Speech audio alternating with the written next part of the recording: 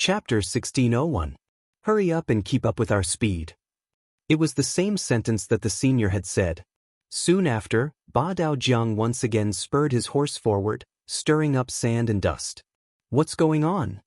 Zhou Xiang, who was sitting in the palanquin, did not know what was happening outside. He only felt that the procession was moving and stopping, so he lifted the curtain.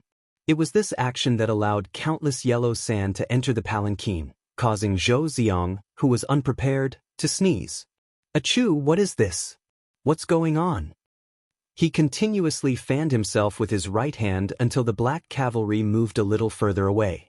Finally, the scene in front of him became clear. Then, Zhou Xiang saw a group of people covered in yellow sand in front of him. Ah! Seeing that the originally neat group had become like this, Zhou Xiang instinctively wanted to reprimand them. This group represented the image of the Southern Ming Empire. How could they behave like this? What would others think if they saw this? However, as soon as he opened his mouth, a gust of sand hit his face and was sucked into his mouth. He immediately choked and shut his mouth. At this moment, he only felt that his mouth was full of sand. How could he have the time to reprimand others? Let's go quickly. It was unknown who shouted first in the group, but the others only hesitated for a moment before increasing their speed. Since there was sand and dust everywhere, it was better to walk faster. This way they would suffer less. First, they walked quickly. In the end, they unknowingly started running. Even so, the sand and dust still hit their bodies. It could be said that they were in an extremely sorry state. At the east gate of Southern Cloud Manor, the commoners who had heard the news had already run over to watch. It seemed to be human nature to watch a show. When Yang Chendong entered the city, they came out to watch. Now that they knew that the group of envoys from the Southern Ming Empire had arrived, they also came out to watch. Speaking of which, although Southern Cloud Manor was the territory of the Southern Ming Empire and had always considered itself a citizen of the Southern Ming Empire, ever since Zhu Huichen was conferred the title of King of 3 provinces, they rarely heard any news about the Southern Ming Empire. Zhu Huichen wasn't a very capable person, but his ambition wasn't small. In order to change the views of the commoners, he forbade his subordinates from talking about the Southern Ming dynasty. Now that he was captured alive, this ban was naturally lifted. When these commoners found out that there was a show to watch, more and more people gathered. Hey, don't you guys think that the Southern Ming Imperial Court's envoy delegation is very impressive? A trusting commoner in the crowd asked. Of course. A young man who looked like a scholar said arrogantly. He had studied Confucianism for more than 10 years, and some of his ideas had long been deeply ingrained. Such a person yearned for the imperial examinations of the Great Ming Dynasty and dreamed that one day he would be nominated for the imperial examinations. If that happened, he would really be able to bring glory to his ancestors and become a person above others. The scholar proudly added, "How could you illiterate elders understand the might of the Southern Ming Imperial Court? Do you know the majesty of the emperor in the throne room? You should know that the Great Ming Dynasty values face the most. This time, the Great Ming Dynasty has sent a diplomatic mission. Of course, they will be very awe-inspiring. At that time, you will definitely be surprised." Is that true? Will they be even more impressive than the black cavalry that Bugnam of Gojoseon brought into the city? A commoner in the crowd clearly didn't believe it and asked. Of course. Their might is not something that you can imagine. Although Bugnam of Gojoseon's guard of honor is not bad, compared to the Southern Ming Imperial Courts, it is still far from enough. The scholar was still full of arrogance, but he wasn't stupid. He didn't dare to say anything that was unfavorable to Yang Chendong. Speaking of which, these scholars who studied Confucianism didn't have a good impression of Yang Chendong. All of this was because if one wanted to become an official in the Yangtze Imperial Court, one needed to have true knowledge. It wasn't enough to just say a few words or write a beautiful essay. That would only work if he had the goods in his stomach. The best way was to apply for the Yangtze Imperial Court and wait for graduation before being allocated. For scholars who had studied Confucianism for more than 10 years, this method was no different from learning it all over again. Who knew how much time would be wasted? So how could they be interested in Yang Chendong? It was only because Yang Chendong was too powerful. He even killed 2 of the 3 great clans of Southern Cloud Prefecture. This battle formation really scared some people. They were unconvinced, but they didn't dare to say it out loud. When the commoners heard the scholar's words, they became even more curious. They wanted to see how impressive the so-called Southern Ming Imperial Court's envoy was. After seeing it, they could boast to their friends and relatives. Inside the city gate, the number of commoners increased. After some of the scholars' exaggeration, everyone's curiosity towards the envoys grew. Some people even began to imagine how heroic and domineering the so-called Southern Ming Imperial Court's envoy would be. "They're here, they're here." A person with good eyesight in the crowd shouted loudly. This seemed to be an order from the general.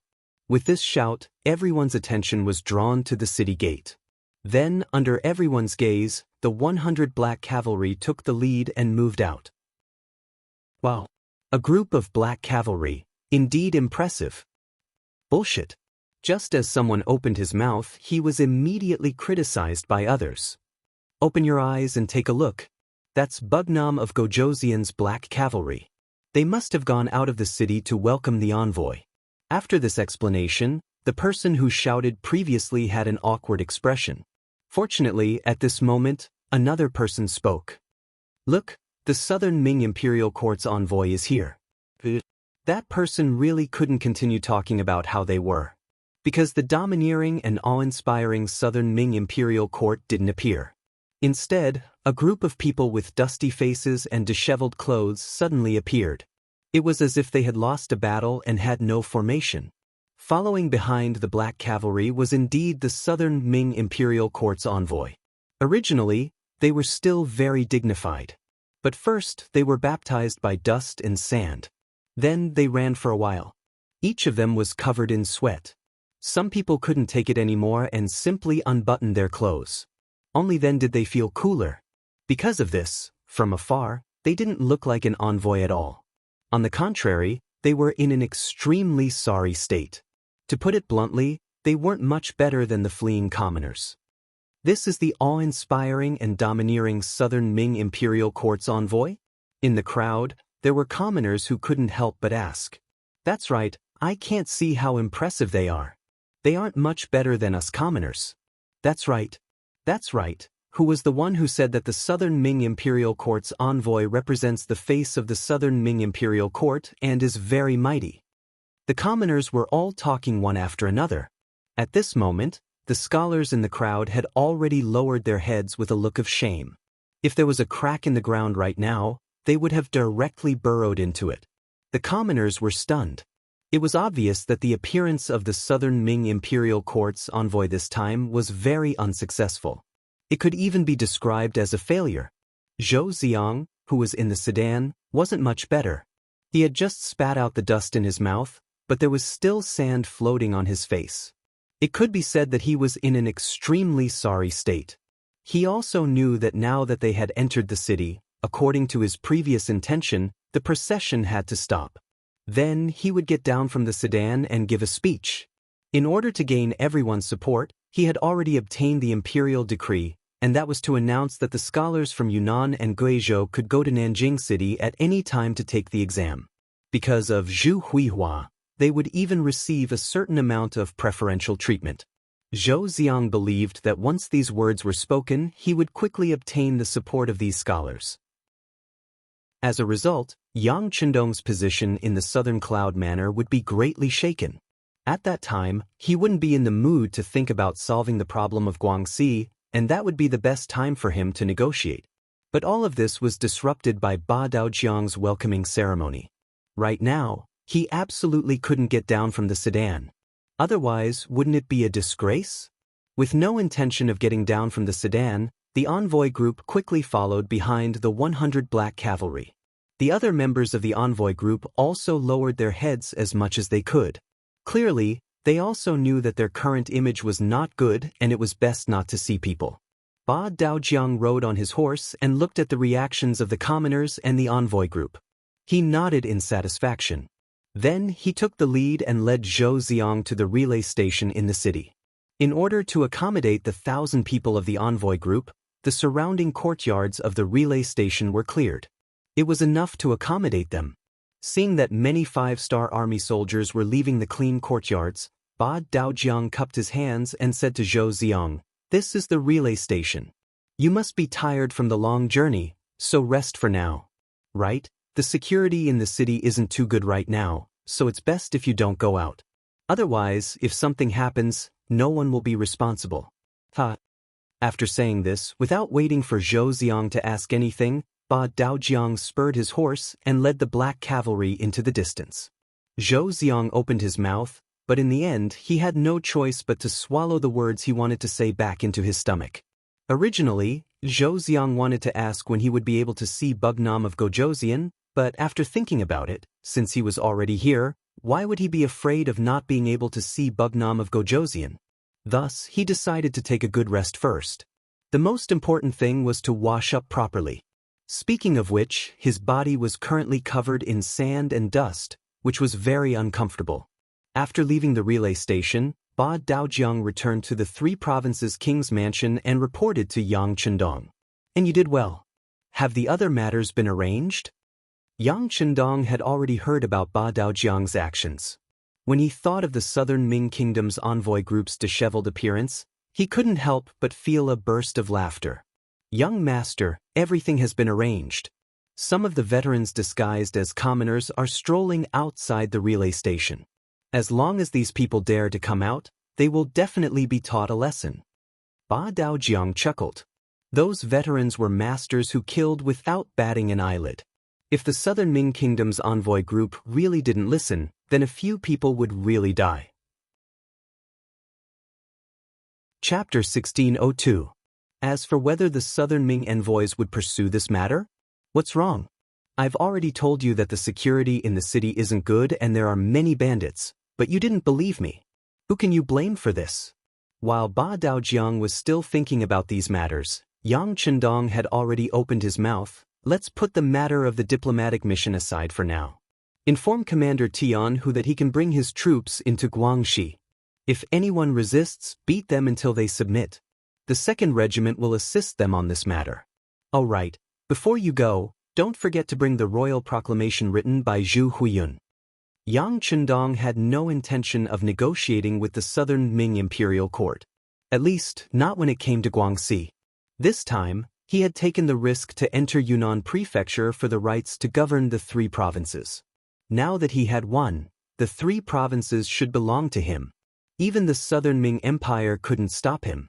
Besides, why would the king of Shiping attack him? Without the Southern Ming Empire's agreement, would he dare to do so? Since the Southern Ming Empire wanted to play dirty, he didn't mind showing off his skills and letting them know his strength. This was what they meant by, "I'll reason with you, and you'll play dirty with me. Since that's the case, when you want to reason with me, I'll show you my fist."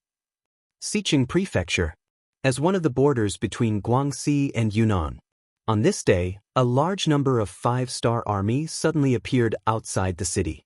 When the soldiers guarding the city saw this scene, their expressions changed greatly and they went to inform the prefect, Wang Bang. Wang Bang was a grand scholar, but his ranking wasn't high. Later, it was because his family donated money and the Southern Ming Empire was in need of people that he was able to get this job. Before this, he was just a small official. This time, it was because of his relationship with Zhou Ziong that he was able to get such a good job as the prefect. As soon as he ascended to the position, Wang Bang's greedy and perverted side was revealed. First, after entering the city, he invited all the nobles and villagers to a meal and obtained many benefits. Following that, all the young ladies in the city had married 3 concubines in a short span of a few days. It could be said that he was radiating a second spring in his life. When the servants came to report the news, he was in his own bedroom teasing Third Madam. The shout from outside almost made him impotent.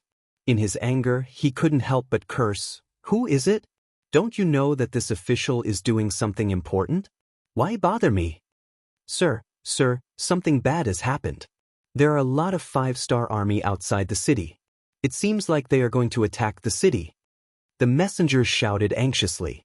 "5 what?" The room was silent for a moment, followed by the sound of clothes being put on. Wang Bang quickly put on his official uniform and walked out. He stared at the informant and said, "Say that again." "Sir, there are many cavalrymen from the 5-star army outside the city. It seems that if we don't open the gate, they will attack. What is this Bugnam of Gojoseon trying to do? Is he openly declaring war on the Southern Ming dynasty? Has he ever considered the consequences?" Wang Bang yelled in an attempt to intimidate others. However, he felt that there were no outsiders here and shouting like this would not have any effect. Thus, he stopped talking and walked out. "Let's go and take a look. This official wants to see who has the guts to do this." Wang Bang was really angry. At this moment, his anger was overflowing. He wanted to have a good talk with the 5-star army. The reason why he had such an attitude was because he was not afraid of the 5-star army. Speaking of which, when Wang Bang was working in the Nanjing government, he had heard a bit about the 5-star army. However, because Zhu Qizhen intentionally downplayed the 5-star army's influence on the Southern Ming dynasty, unless it was a high official, ordinary officials and commoners didn't think that the 5-star army was that powerful. Especially in these years, the 5-star army had been supplying large amounts of food to the Southern Ming dynasty at a very low price. This caused people to interpret it as the 5-star army being afraid of the Southern Ming dynasty, which was why they were doing this. This made many people feel good about themselves. Wang Bang was one of them. He always felt that he was a member of the Southern Ming dynasty and the 5-star army was just Bugnam of Gojoseon's army. No matter how powerful this person was, he still had to look up to the Southern Ming emperor. Since that was the case, what was there to be afraid of? It was with this thought in mind that Wang Bang personally went up the city gate tower to face the 1st Cavalry Army and the 2nd Division of the Lung Feng Army. Wang Bang climbed to the top of the city gate tower and looked up. He could see the scene of the 5-star army forming up outside the city. When he saw that the other party was about to force their way into the city without opening the city gate, the big-hearted magistrate Wang directly stretched out his right hand and pointed with his right index finger while shouting, "Are you the 5-star army? Don't you know that Xi City belongs to the Southern Ming dynasty? What do you want to do? Do you want to offend your superiors?" Tian Hu and Division Commander Xiao Feng were chatting at the bottom of the city gate. It was just a small Xi City prefecture. They didn't care about it at all. In their opinion, as long as the people guarding the city weren't stupid, the most they should do was open the gate and surrender when they saw them. In the past, when they faced other ferocious foreign races, didn't such things happen often? No matter who you were, when you were faced with tyrannical strength, the only thing you had to do was to lower your head. Only then would you be able to continue living. It was precisely because they were too optimistic that when they saw Wang Bang pointing at them and shouting angrily, Tian Hu, Xiao Feng, and the others were stunned. After a while, Tian Hu couldn't help but say, "Who the hell is this? Why does he feel so good? Isn't he afraid that we won't say anything? How dare he provoke us?" In Tian Hu's eyes, anyone who dared to criticize the 1st Cavalry Army in front of him was a serious provocation. There was nothing to say to such a person. There was only one word to say, beat him. Beat him until he submitted. That's right, what a big idiot. Xiao Feng, who was at the side, also agreed. He hadn't met such a weirdo in a long time. Then it's settled. I just hope that he won't be too arrogant. Tian Hu chuckled and waved his hand. His guard captain, Hu Helu, responded and rode down the city gate. Although they had already decided to teach Wang Bang a lesson, they still had to go through the necessary process. When Hu and Lu Wei arrived at the city gate, they picked up a scroll that looked like an imperial edict, opening it up and reading it out loud. The kings of the 3 provinces have given their orders. Today, the 5-star army will be taking over Guangxi. All the officials in Guangxi are to cooperate fully if they see this king. As Hu Helu read, he looked up at the city gate as if he was looking at an idiot. He wanted to see what kind of reaction this Southern Ming official would have after hearing this. When he raised his head, he couldn't help but be shocked. Almost instinctively, he hurriedly moved to the right. Just as he finished his movement, an arrow flew past where he was standing and stabbed into the ground. Hu Helu was less than 20 steps away from the city gate tower. At this distance, as long as one had the strength, they would be able to shoot an arrow and threaten others. Fortunately, Wang Bang wasn't familiar with bows and arrows. Otherwise, if it was another archer, it wouldn't have been so easy to dodge. What bullshit, king of 3 provinces? This is Southern Ming's Guangxi, not someone's Guangxi. You all should quickly retreat. Otherwise, if we meet with weapons and lose your life, you can't blame anyone. Wang Bang shot an arrow. Although it didn't hit his opponent, it still gave Hu Helu a fright. The Southern Ming soldiers on the city gate tower laughed heartily. When Wang Bang heard the laughter, he became very spirited. When he spoke, his righteous words were filled with righteousness. Damn, they actually made the first move. Now there's nothing to say. Tian, who also saw Wang Bang's appearance when he shot the arrow. After seeing that Hu Helu was fine, he let out a sigh of relief and then laughed loudly. Originally, he thought that if he made the first move, wouldn't it be bad if word got out? Now that the other party made the first move, there was nothing wrong with what he did. There's nothing to say. How about this, Commander Tian? You call them back first. The cannons don't have eyes. Don't accidentally hurt our own people. At this moment, Xiao Feng's eyes were also wide open. When he looked carefully, there was only excitement. Originally, he thought that if the defending general was tactful, they wouldn't be of any use. However, he didn't expect to meet such a strong person in the Fur City. How could he be polite? He would just blast them. Commander Hu, come back. Commander Lin, mount the field cannons and aim at them. Blast them. After the 2 orders were given, Hu Helu turned his horse around and returned. The 5-star army also had cannons pushed forward from the rear. On the city gate tower of Sea City, when he saw Hu Helu retreating without saying anything, Wang Bang looked up to the sky and laughed.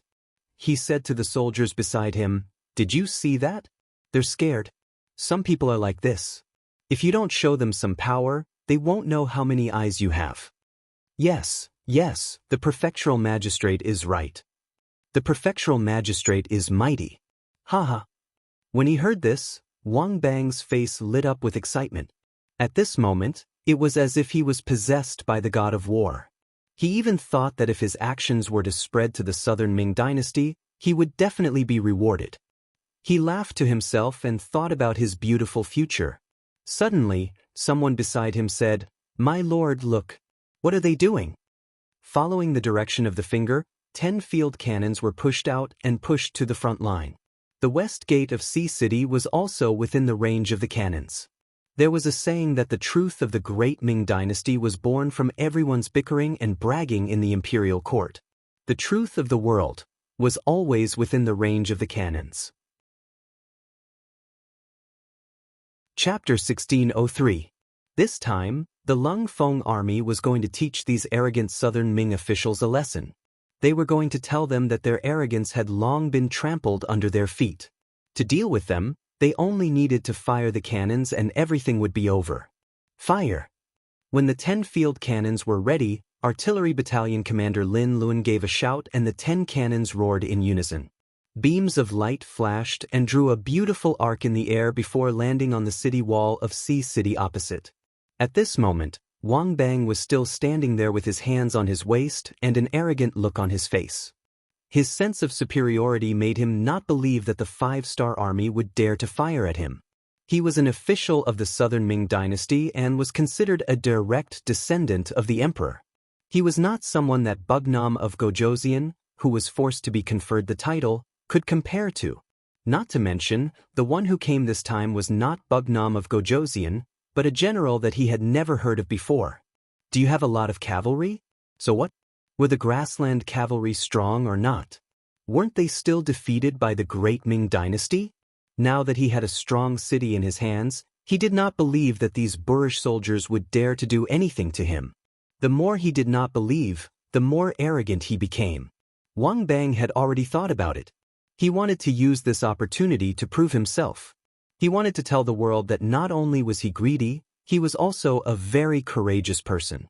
As long as the imperial court was willing to put him in an important position, the 5-star army would definitely be defeated in front of him. He would become the nemesis of the 5-star army. The more he thought about it, the more he thought about it. He even thought about how the Southern Ming emperor would reward him after this battle. Would he be transferred back to Nanjing? After all, there were too many rich people there. That was the place where he should display his talents.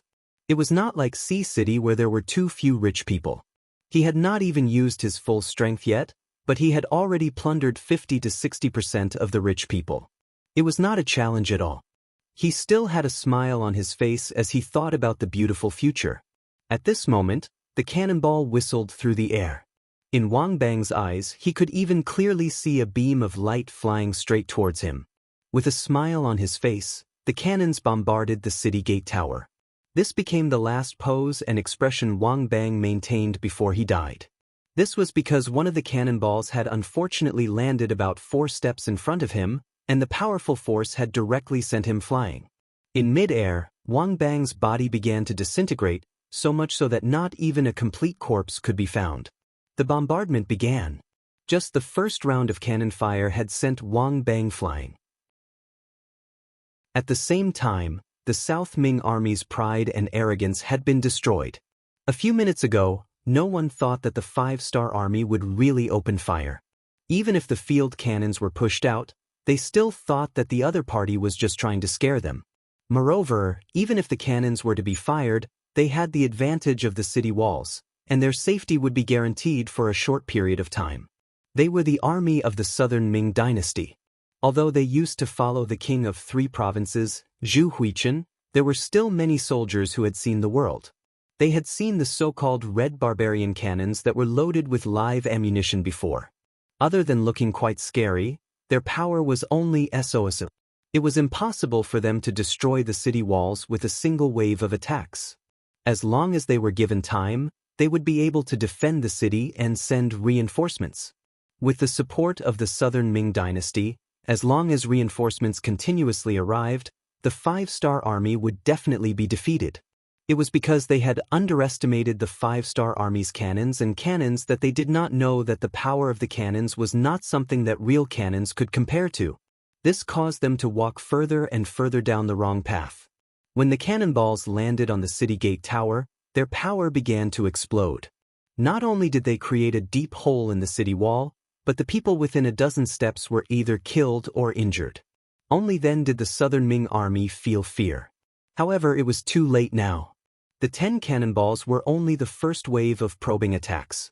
After adjusting the coordinates, more and more cannonballs were fired at the city gate tower. Immediately, there were cries of ghosts and howls of wolves. Blood and limbs flew everywhere, flying past the heads of the terrified Southern Ming soldiers.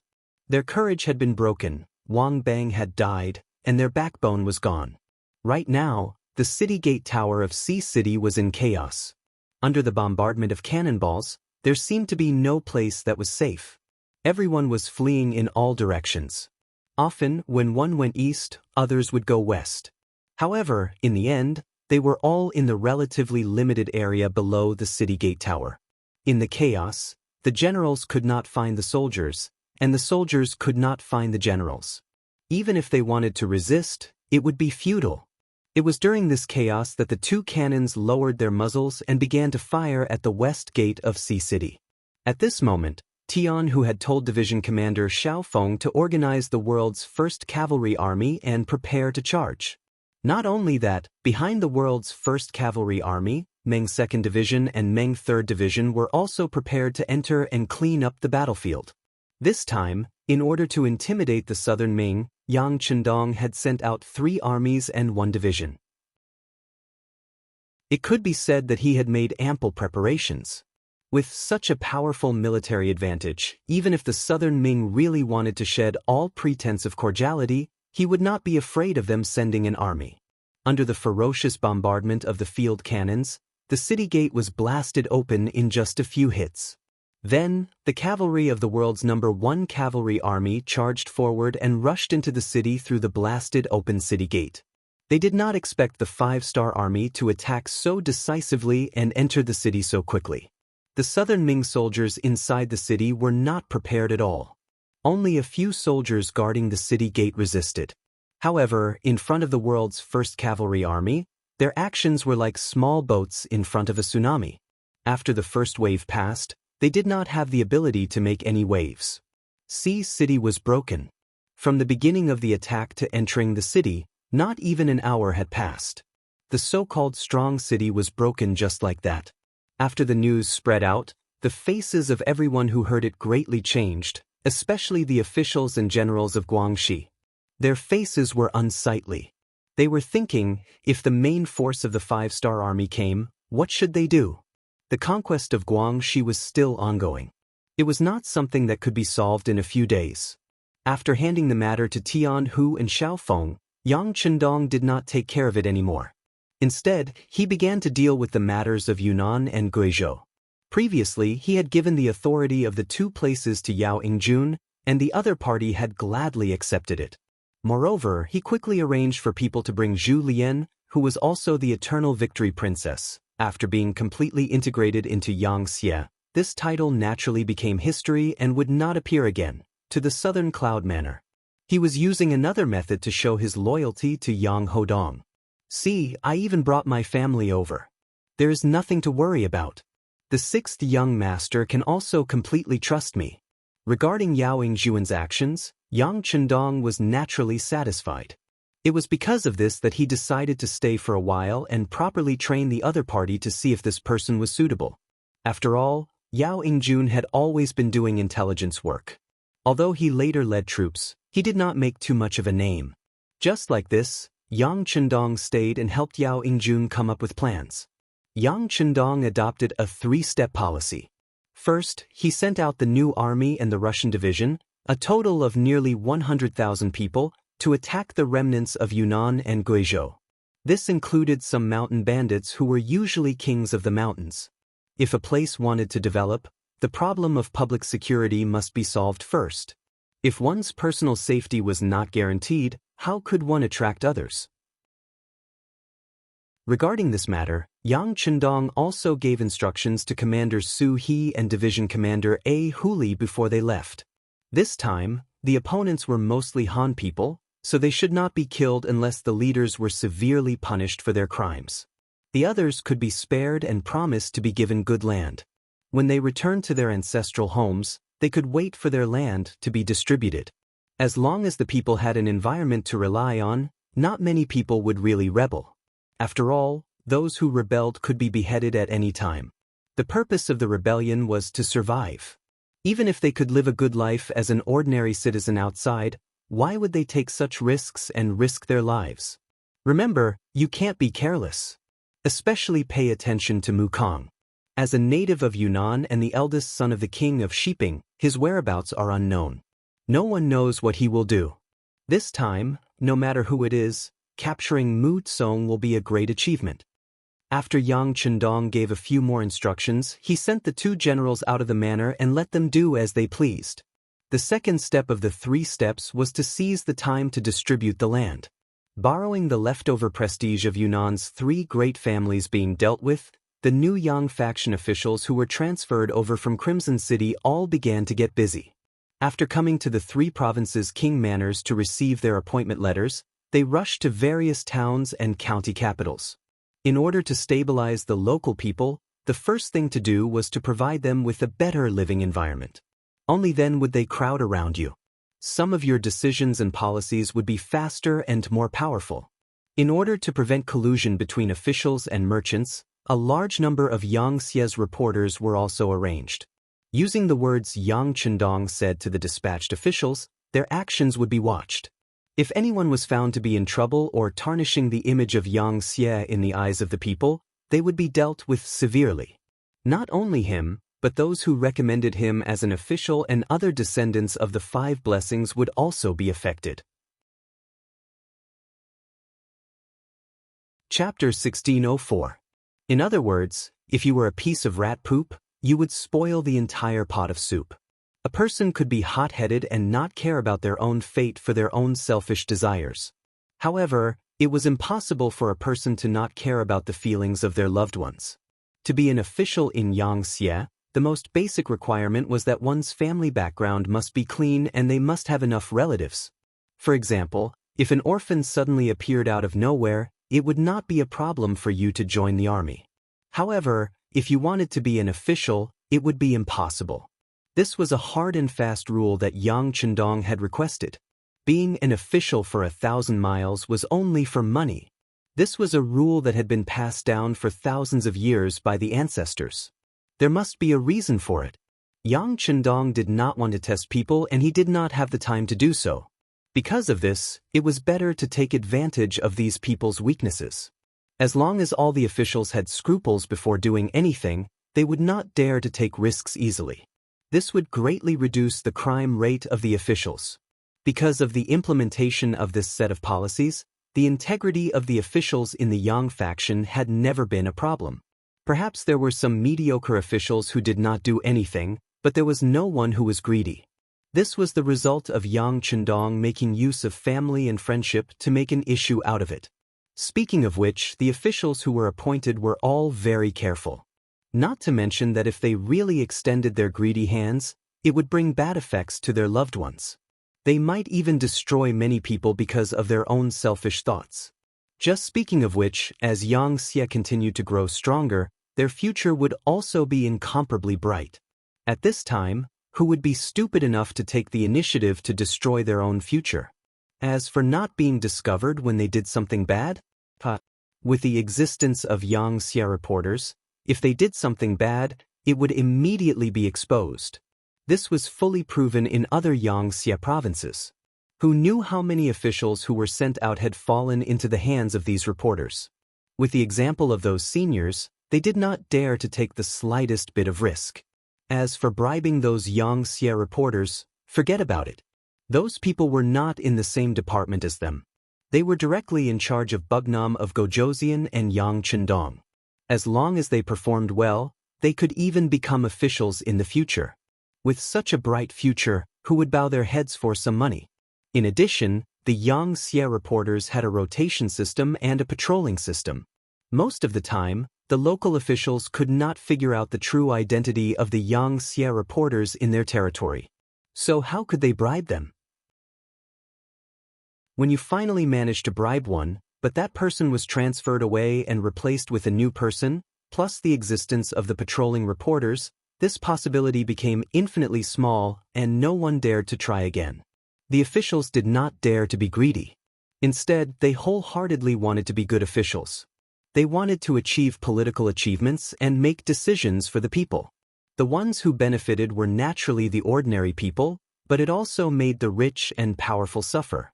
When they raised a large amount of money and fought to befriend the new Yang Xie officials, they found that the other party was unexpectedly stubborn. This time, they did not know what to do. Since they could not send money, they had to follow the rules. If they did not give up their rights and interests, they would be punished. As a result, the rich and powerful could only bow their heads and admit defeat, or raise their swords and rebel. But to rely on those rich and powerful people to rebel? Forget it, they were the group of people who were most afraid of death. Perhaps they would dare to bully a good citizen, but to go against the government was still extremely powerful. Especially against the 5-star army that killed without blinking an eye, they did not have the guts to do so. Once the public security was stabilized, the interests of the people were protected, and there was a way out for their livelihood, the third step was to move. That was mass migration. The first to move were those rich and powerful people. As long as these people left their ancestral homes and nests, their influence would be reduced to the lowest, and they would not be a threat to the government. At the very least, the ordinary people could choose to move out, and they would be the representatives of the Han people in various places. As a result, not only would the Chinese language and culture be spread better, it would also be very beneficial to the people who were willing to move out. For example, if they chose to move out, they would receive more land, more than double the amount of land they would get if they stayed. Just by leaving their homeland, they could receive so many benefits, and it was inevitable that some people would be tempted. When a large number of people were moved out and scattered to the other Yang Xie provinces, the nobility of the Han people would gradually be reflected. Think about it, if a place was filled with Han people, how could it show the rise of their status in the world? Only when there were different kinds of ethnic groups would the Han people be able to stand high above the masses. That would be the only way to prove everything. Moving out a portion of the people would also reduce the pressure on Yunnan and Guizhou. With a smaller population, the amount of land they would receive would be more. When the people had money and food, they would have more children, and the new Han people would spread to the other Yangtze provinces. This was like a virtuous cycle, and in the end, the Han people would spread all over the world and become the rulers of any place. Even if there was a day when the descendants of Yang Xie did not live up to expectations, the country would still fall into the hands of the Han people. This was enough to make Yang Chendong feel gratified and satisfied. After the three-step policy was formulated, Yao Ingjun led a group of officials and began to get busy. Yang Chendong also did his best to help from the side. For example, with him here, the Yangtze provinces opened their doors to welcome the Han people and prepared houses, fields, and necessities in advance. If Yao Ingjun were to do these things, who knew how much time it would take to coordinate? Yang Chendong was very busy, and in contrast, Zhou Xiang was very idle. Ever since he came to Yunnan Manor, he first ate a face full of dust before entering the city. When he entered the city and entered the relay station, he cleaned up and wanted to see Bugnam of Gojoseon and Yang Chendong. He had been waiting for an answer. Zhou Xiang was someone that Yang Chendong wanted to meet, but not now. He wanted to wait until the situation in Guangxi was under control. However, Zhou Xiang did not know that. He was trapped in the relay station every day and did not know anything about the outside world. Right now, he was thinking about how to meet Yang Chendong. In his view, the longer some things were delayed, the more disadvantageous it would be for him. At the very least, if the problem was not solved for a long time, how would the court look at him? How would Emperor Yingzong look at him? Would they say that he was too incompetent? At this moment, he was in the tiger's den, but Zhou Xiang was still thinking about the emperor's opinion of him. He was thinking about his own official career. It had to be said that he was really obsessed with being an official. In fact, Zhou Xiang was just a representative of the Southern Ming Dynasty's civil officials. The Southern Ming Dynasty's civil officials had the same name, but they cared more about benefits. The higher one's position was, the more famous one would be, and the more benefits one could obtain. This made countless people think of ways to climb up the ranks. Sometimes, in order to attract the attention of others or the emperor, they would even do things that would leave others dumbfounded. They did not hesitate to impeach each other. In short, the court was often a mess. If they wanted to do something good, they would have to face all kinds of resistance and trouble. There was a saying in the future, being an official is good, being an official is good, wearing leather shoes and a watch. However, compared to the officials of the Great Ming Dynasty, the difference was still too far. For example, as long as a scholar passed the county examination, it was proof that they had entered a privileged society. They did not have to pay taxes, and they also had the right to not kneel when they saw an official. If they were more powerful and passed the county examination, then they would have the power to own a large amount of land and servants. All kinds of privileges would constantly come to them. Moreover, they did not have to pay taxes to the country. Over time, when the number of people in this group increased, they would own nearly half of the world's wealth with a few people. At that time, it would be easier said than done for the country to become rich and powerful. If they wanted to reform, then they would have to face the attacks of these people. It would be impossible not to fail. Zhou Xiang was one of them. He was one of the people who obtained benefits. However, his heart was bigger than those people. His goal was to continue to climb up. In order to achieve this goal, he had to first meet Yang Chendong. In order to achieve this goal, he first gave money to the Yang Xie staff at the relay station. Unfortunately, there were clear rules. These staff did not dare to accept money. Did they not want to live? Bribery was not an option. Zhou Xiang sent people out of the relay station to take the initiative to look for clues about Bugnam of Gojoseon. He wanted to see the real person through his own efforts. However, he had forgotten Ba Daojiang's warning. When the people of the diplomatic mission walked out of the relay station, they were quickly beaten up by the hooligans, who looked at them. They walked back with bruises all over their faces. Because of this matter, Zhou Xiang vented his anger on the staff of the relay station. However, the result was that the current Yunnan Manor was not peaceful. He had already told them not to go out casually, but they did not listen. Who could they blame? If not even one person could leave, how could they talk about meeting Yang Chendong? Zhou Xiang sighed. He had no choice but to wait bitterly. Zhou Xiang had no choice. He did not know what had happened in Guangxi. However, in Nanjing Manor, the capital of the southern Ming dynasty, the news had already spread. Because of this, the ministers were stirred up into a pot of porridge. The Five-Star Army and the Three Provinces Army had started a war. When they heard this news, the southern Ming dynasty still had the mood of watching a good show.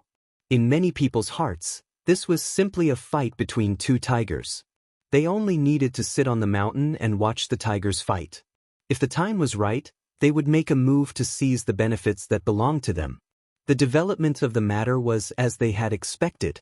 The Three Provinces Army was indeed in chaos. What made them feel even more incredulous was that Bugnam of Gojoseon Yang Chendong actually believed the words of the Three Provinces King Zhu Huifu and only brought 500 people into Yunnan Manor. Chapter 1605. When they received this news, all of the officials in the southern Ming dynasty sucked in a breath of cold air. While they sighed at Yang Chendong's courage, they also cursed at his stupidity. If it was just a meeting, the hundreds of thousands of soldiers would have chosen to lower their heads. Then the world would have been at peace and there would not have been so many wars. After accepting and digesting this news, some officials suggested that they use this opportunity to take down Guangxi. This was because no matter who won or lost, Guangxi would be marginalized due to its geography. This was the best opportunity for the southern Ming dynasty to make a move. Naturally, Zhu Qizhen also agreed to this. As such, he sent out Zhou Xiang. Sure enough, things went very smoothly. After convincing Bai Kuan, Guangxi once again belonged to the southern Ming dynasty. Following this, it was time to snatch the fruits. A large number of officials with backgrounds and backing were sent to Guangxi, and the southern Ming dynasty began to control this region. At the same time, in order to kill Yang Chendong, they also sent a letter to Wang Mubin of Shiping, telling him to find an opportunity to make a move. In short, they wanted to kill Yang Chendong. According to the predictions of the southern Ming dynasty's officials, Bugnam of Gojoseon was too gullible. This time, he would definitely suffer a big setback and might even be killed. If this was the case, then the Yangxia dynasty would definitely fall into chaos, and the southern Ming dynasty would take this opportunity to snatch more benefits. There were even some officials who directly cried in the imperial court, praising their ancestors for their blessings. Once Bugnam of Gojoseon died, the Yangxia dynasty would fall into chaos, and the great Ming dynasty would rise. Once they expanded their strength, they would be able to take down Baiming one day and unify the world. There were even officials who suggested that they should immediately contact the generals of the Yangxia dynasty outside. The southern Ming dynasty could recognize their identities and recognize them as the rulers of their regions. The only condition was to help them take down Baiming. This way, the great Ming dynasty would be able to develop as they wished, and the southern Ming dynasty would not interfere. Zhu Qizhen was clearly interested in the latter suggestion. He asked the ministers to analyze the possibility of success and list out the names of these people for future research. Just as the southern Ming dynasty was busy, new news came. Bugnam of Gojoseon had won a great victory. Not only did he capture the king of Three Provinces, Zhu Huituan, alive, he even captured the king of Shiping, Mu Bin, who wanted to fish in troubled waters. This was like a bolt from the blue that struck the southern Ming dynasty's imperial court, making everyone unable to believe that all this was true. Didn't the news say that Bugnam of Gojoseon only brought 500 people into Southern Cloud Prefecture? In the Southern Cloud Manor, Zhu Huihua had an army of tens of thousands. How could he lose against 500 people in his own territory? Unable to digest this result, Zhu Qizhen questioned loudly in the imperial court, could it be that Yang Chendong is immortal? You still can't kill him? In the face of the emperor's anger and questioning, the officials all bowed their heads. No one could answer, no one could explain, because this was something they couldn't figure out in their hearts. Fortunately, someone in the imperial court immediately opened his mouth and raised another question. Once Bugnam of Gojoseon dealt with Zhu Huihua and Mu Bin, wouldn't that be equivalent to settling Yunnan and Guizhou? Wouldn't that mean that he was going to fight for Guangxi next? After all, Yang Chendong was willing to take the risk to enter Southern Cloud Prefecture because of the peace of the three provinces. At that time, the Baiming Imperial Court knew about this matter, but it didn't happen. This could also be regarded as tacit consent. Now that the other party had the upper hand, he naturally had the right to take everything that he should have. After the new question was thrown out, Zhu Qizhen, who was sitting on the Golden Dragon throne, had a big change in his expression. If this was the case, then the situation was too unfavorable for him. The Great Ming Empire was already divided into the north and south, and its strength was no longer the same as before. If they really lost the three provinces, how would the Southern Ming Empire survive? More importantly, there would be no barrier between them and the five-star army in the future. If one day, the other party had evil intentions, wouldn't they be able to attack whenever they wanted? Thinking of this, Zhu Qizhen suddenly stood up from the Golden Dragon throne and shouted, "No, we definitely can't let the five-star army occupy the three provinces and threaten the foundation of our Southern Ming Empire." The emperor's big change scared the officials at first, but then they thought that if such a situation really happened, they wouldn't have good days as officials. At that moment, they reacted one by one and hurriedly agreed. Their attitudes were quickly unified. After their thoughts were unified, they began to discuss the next step. This led to the matter of Zhou Xiang going to Southern Cloud Prefecture. After all, he was at the front lines and was very familiar with the situation there. This was already a court meeting a month ago. This time, all the officials gathered in the throne room to talk about the matter at hand. That was, there had already been an urgent report sent from 800 li away. The five-star army had indeed sent out troops, and they had come from Yunnan to Guangxi in a rather unyielding manner.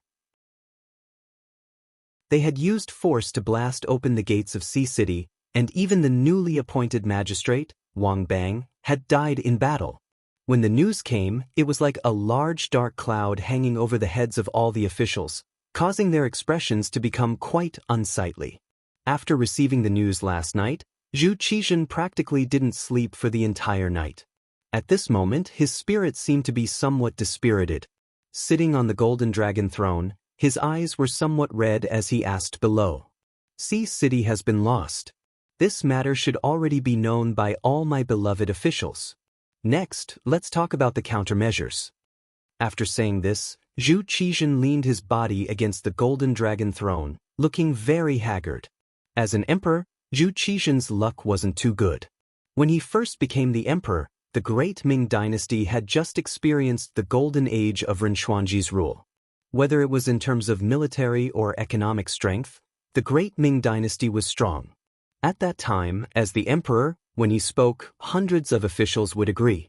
How awe-inspiring was that? But all of this was blown away by the wind with the changes in the Tumu fortress. A great defeat in military history dealt a heavy blow to the Great Ming Dynasty's foundation. This young emperor had no choice but to move from the northern capital to the southern capital and establish himself as the emperor of the Southern Ming Dynasty. Even so, Zhu Qizhen still didn't admit defeat. He still wanted to work hard and one day fight back, unify the Great Ming Dynasty, and return to glory. At that time, he was very grateful to Yang Chendong. If not for this person, he would have become Yeshen's captive in the Tumu fortress. He might even have lost his life. So at that time, he really treated this descendant of the Yang clan as an important official. But who would have thought that Yang Chendong was more than just an ordinary person? After leaving him, he first returned to Baiming and helped Dai Zong, Zhu Qiyu, fight a beautiful battle to defend the capital and expel Yeshen. After that, he came down south at Zhu Qizhen's request. After that, he established his own faction. Now, it had developed into a faction that wasn't inferior to the Southern Ming Dynasty. In Zhu Qizhen's eyes, Yang Chendong's Yang Xie was only a faction that wasn't inferior to the Southern Ming Dynasty. It wasn't that he didn't want to look at all of this, but that the officials below him didn't tell him the truth. Or perhaps, those officials didn't know what the Far East was? What was the Ras Duchy? In their eyes, a Mongol tribe like Yeshen was already an incredible existence. As the saying goes, the ignorant are fearless. If one didn't understand deeply enough, they wouldn't be able to understand the strength of their opponent. But now, after the five-star army took down Yunnan and Guizhou, They sent troops to Guangxi. They even dared to openly oppose the southern Ming dynasty. Only then did Zhu Qizhen feel the pressure. He clearly understood that the appetite of this Bugnam of Gojoseon that he personally conferred was huge. The ass decides the head. Since he was the emperor of the southern Ming dynasty, he definitely wouldn't allow anyone to threaten him. This time, he gathered all of the officials so that they could come up with a plan for him. Most of the officials had already received the news last night. Even if they received the news a little slower, they still knew the whole story before the morning court. Other than cursing Yang Chendong's audacity in their hearts, they were also thinking of a way to solve the problem. However, the actions of the five-star army were truly unexpected. How could it be solved so easily? Now that the emperor asked this question, the officials couldn't think of a good way to deal with it. They could only shut their mouths. After all, this wasn't the time to fight for credit. If they said something wrong, they would incur the emperor's wrath. When the emperor asked for a plan, all of the officials became mute. Zhu Qizhen was naturally displeased. He slowly straightened his body and his face was even uglier than before. What's wrong? You all usually consider yourselves as virtuous officials, comparing yourselves to Guanzhong and you. Now that I need you all, why aren't you speaking? Facing the emperor's question, the officials lowered their heads even more. They all tucked their tails between their legs and acted as if they were invisible. When Zhu Qizhen saw the reactions of the officials, he was very disappointed. If possible, he really wanted to replace all of these ministers. However, if he really did that, he was afraid that the political power of the southern Ming dynasty would really be unstable. After all, the great Ming dynasty emphasized that the emperor and the scholar officials ruled the country together. Zhu Qizhen took a deep breath and forcefully suppressed the anger in his heart. He decided to call them out. Since no one took the initiative to answer, he could only ask them one by one and force them to think of a solution. Since it was the emperor who asked, he naturally wouldn't choose those insignificant officials. Zhu Qizhen's gaze looked at the people standing at the front of the hall. The first person he called out was the Minister of War, Kuang Yi. After all, this involved war and the Ministry of War had a lot of say. Beloved official Kuang, what do you think of this matter? How should we solve it? Kuang Yi wasn't young and could boast of being one of the old officials.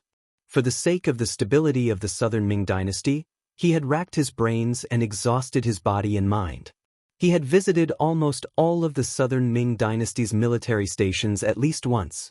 He had even visited some places several times. He was definitely worthy of this title. Chapter 1606.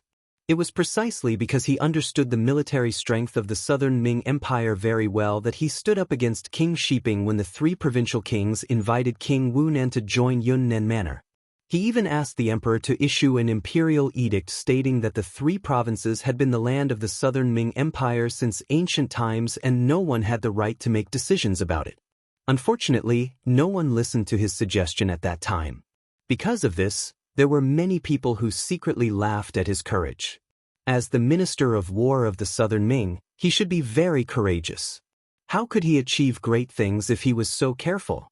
Not only the ordinary officials, even Zhu Qizhen didn't agree with this decision.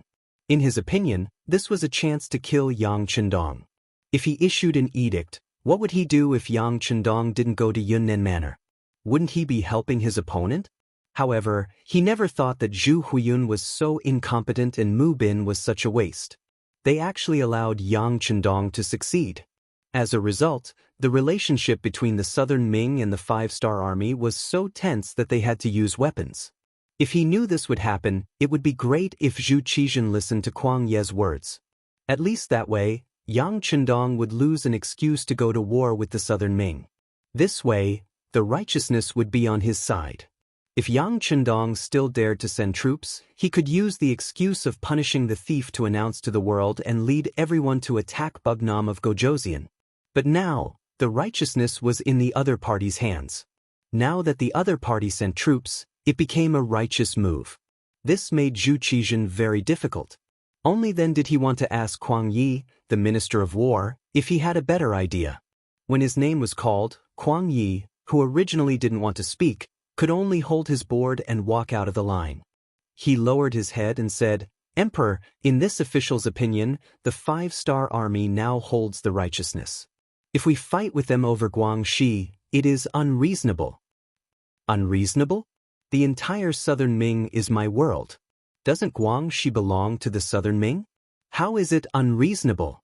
Although he knew that Kuang Yi was speaking the truth, his words still caused Zhu Qizhen to be quite dissatisfied.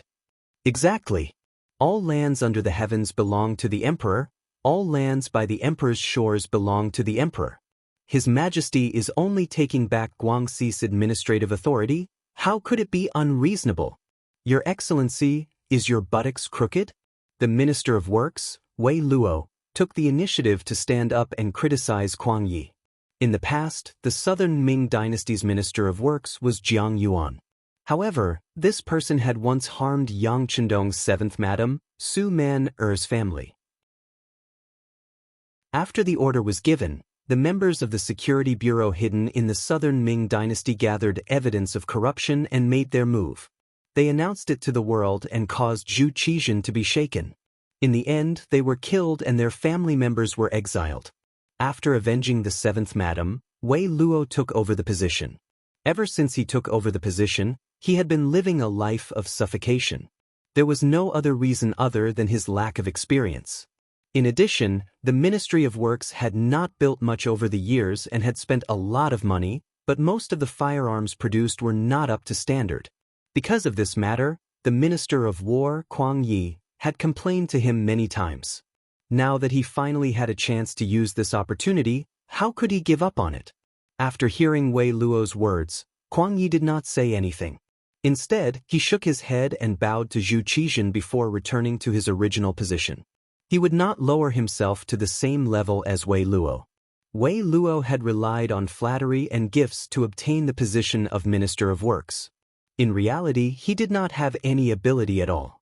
It was precisely because there were too many people like him who did not care about politics that the southern Ming dynasty had not improved much over the years. Kuang Yi did not say anything, but his attitude was clearly expressed. Zhu Qizhen thought to himself, "Are we really going to give up on Guangxi?" With this thought, he could not help but shake his head. Then, his gaze fell on the Minister of Revenue, Wang Zhua. As the Minister of Revenue, he was in charge of money. Wherever the southern Ming dynasty needed money, he would not be able to do so. Zhu Qizhen naturally would not ask about small matters.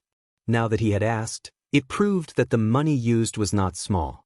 It had to be said that over the years, the southern Ming dynasty's Ministry of Revenue still had some savings. Not to mention other things, just the amount of money obtained from selling those people to Yangshi was enough to fill up the national treasury for a time. It was because of this that the southern Ming dynasty's army continued to expand over the years, reaching an astonishing number of 2.5 million soldiers. After being called by the emperor, Wang Zhua stood up with a board in his hand. Reporting to the emperor, the Ministry of Revenue has some savings. In an emergency, we can mobilize 15 million taels. Good, transfer the money, transfer the troops, and transfer the provisions. Finally hearing this good news, Zhu Qizhen immediately became spirited. His voice also became louder. This meant that war was about to begin. When the other officials heard this, their faces all changed. Everyone knew that once the war machine was activated, the money would be spent like water. As long as the operation was good, there was a great chance of getting money.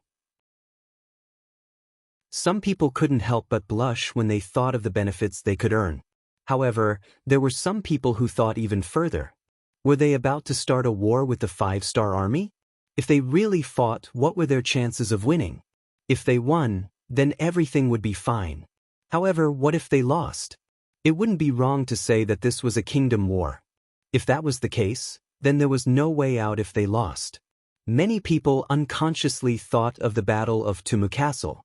At that time, the great Ming dynasty was almost destroyed because of a war. At that time, Zhu Qizhen was leading the army. An army of over 200,000 soldiers could not even defeat 60,000 soldiers. Only a few years had passed. Now that they had to fight with the 5-star army, what were their chances of winning? Zhu Qizhen, who was sitting on the dragon throne, saw the changes in the officials' faces. He couldn't help but sigh in his heart. How could he ever walk out from the shadow of that battle? If it was possible, why would he be willing to fight? It was just that the situation was like this. He couldn't just watch the five-star army occupy 3 provinces and continue to advance to devour the southern Ming dynasty. If that was the case, then it would be better to fight. Naturally, when Zhu Qizhen asked about the money, it didn't mean that he was prepared for war. He was just preparing for a rainy day. As long as there was a slight possibility, he still didn't want a war to happen. Cough, my beloved officials, there is no need to panic. We are just making some preparations in advance. If Bugnam of Gojoseon is tactful and only occupies 3 provinces, then this war won't happen. In order to calm the officials, Zhu Qizhen spoke his thoughts. Whether it was the Great Ming dynasty or the Song dynasty, they all had a very common characteristic. They emphasized culture and suppressed martial arts. They liked to be ostriches. They buried their heads deep and only cared about their own lives. They only cared about the peaceful songs and dances in front of them. In their eyes, other than themselves, everyone else was barbaric. Everyone else was uncivilized and didn't know how to be polite. For example, fighting and killing was one of the signs of uncivilized behavior. As long as they could live a peaceful life, why would they care if other people were living in an abyss of suffering? This couldn't be said to be the mentality of all the officials, but the majority of them thought this way. Now that they heard Zhu Qizhen's words, everyone agreed. I believe that Bugnam of Gojoseon is also a reasonable person. After obtaining 3 provinces, he should be satisfied. This war won't happen. Your Majesty is wise. Your Majesty is wise. A group of officials reacted and scrambled to speak. In the imperial court, it was as if the emperor and his officials were of one mind. In this imperial court meeting, they decided to give up 3 provinces as the price to enter into peace talks with Bugnam of Gojoseon. Of course, the Ministry of Revenue and Ministry of War also began to prepare for war. After all, if the 5-star army took an inch and wanted a mile, then there was no way out. They could only fight.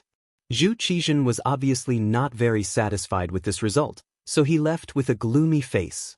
The most unlucky one was the Minister of Rights, Xie Chong. He was elected by the officials to be in charge of negotiating with Wu Nan. When he thought of left Assistant Minister Zhou Zi, going to 3 provinces and now no one knew whether he was alive or dead, he felt that the road ahead was a little bleak. The officials left one by one. Some shook their heads and sighed, while others had gloomy faces. However, there was one person who seemed to have a lot on his mind. After he walked out of the main hall, he didn't go to his office. Instead, he went straight to the eastern district of Nanjing's capital. He felt that he should discuss with that person what happened in the imperial court today. Previously, Bugnam of Gojoseon was trapped in Yunnan Manor because of this person's idea. Perhaps he had a better way to let Yang Chendong enter the capital alone. He looked around and didn't find anyone paying attention to him. He couldn't help but quicken his pace. If there was any progress in the work of the embroidered uniform guard in these years, the biggest credit would be to the person he was going to meet. In order to persuade this person to work for him, he didn't know how much effort he had put in and how many years of planning. Finally, it was time for him to reap the rewards. If this person was discovered at this moment, then he would become the biggest sinner of the embroidered uniform guard. Chao Jixiang, after Zhu Qizhen arrived at Nanjing's capital and became the South Emperor, publicly rebelled from Baiming. He was currently the factory manager of the embroidered uniform guard. In the entire group of eunuchs, his position was second only to the eunuch Qian Xingbao. Chao Jixiang, who was never willing to bow down to others, used the position of the embroidered uniform guard to do a lot of work. For example, even eunuch Qian didn't know the inside story of the Yang Xie traitor that he instigated. Other than him, only the emperor, Zhu Qizhen, knew. This was a little different from history, but it didn't deviate from the original. Zhu Qizhen was a person who liked to spoil eunuchs. The first one was Wang Zhen, who almost lost his life in the wooden castle. Now that he was the South Ming emperor, he quickly increased his trust in the group of eunuchs. It was because of this that Chao Jixiang continued to work hard. In his opinion, as a eunuch, only when he reached Wang Zhen's position would he not have lived in vain. When he left the palace, he had already changed his clothes. Walking in the crowd, he looked like an ordinary person, turning and turning as he rushed to the East District. When it was about dark, he returned to the palace and secretly met with Zhu Qizhen.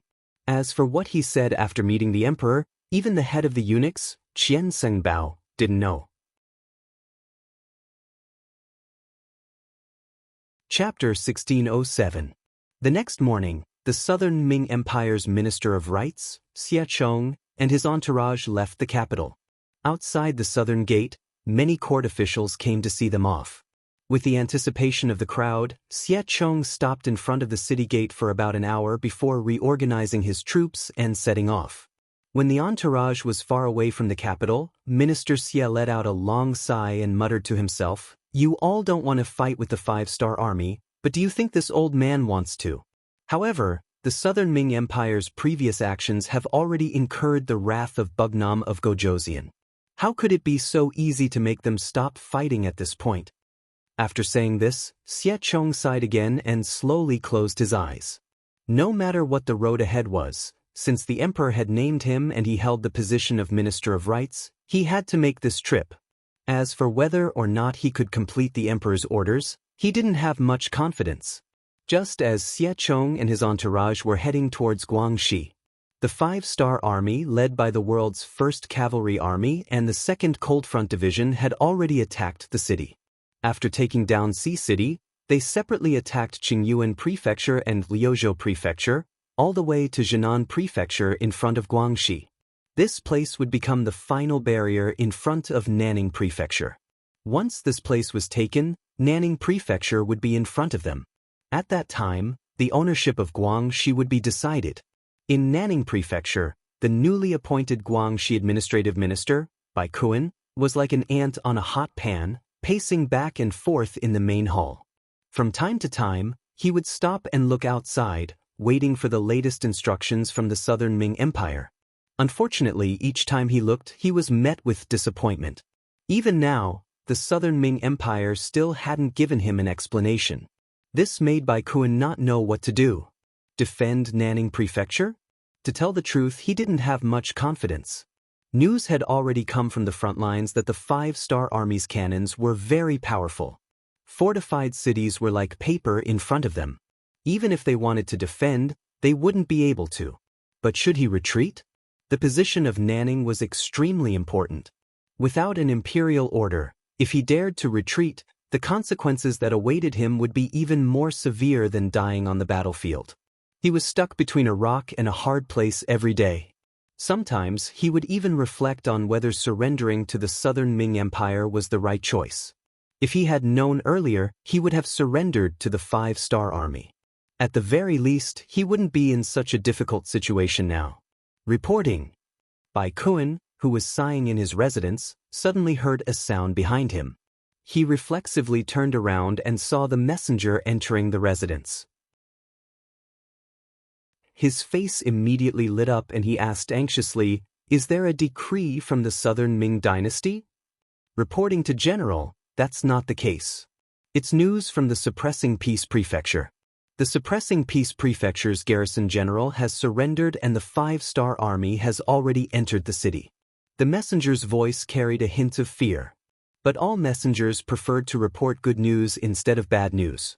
Most of the time, it was not uncommon for soldiers who reported bad news to be beheaded on the spot. Hearing that the Suppressing Peace Prefecture's garrison general had surrendered, Bai Kuan only felt a wave of dizziness. He had thought that with the strength of the five-star army, the Suppressing Peace Prefecture would not be able to stop them. However, they should at least fight a battle and waste some of their strength and delay some time. However, who would have thought that they would surrender without even fighting? Didn't this mean that there were no more obstacles between them and the five-star army in the Nanning Prefecture?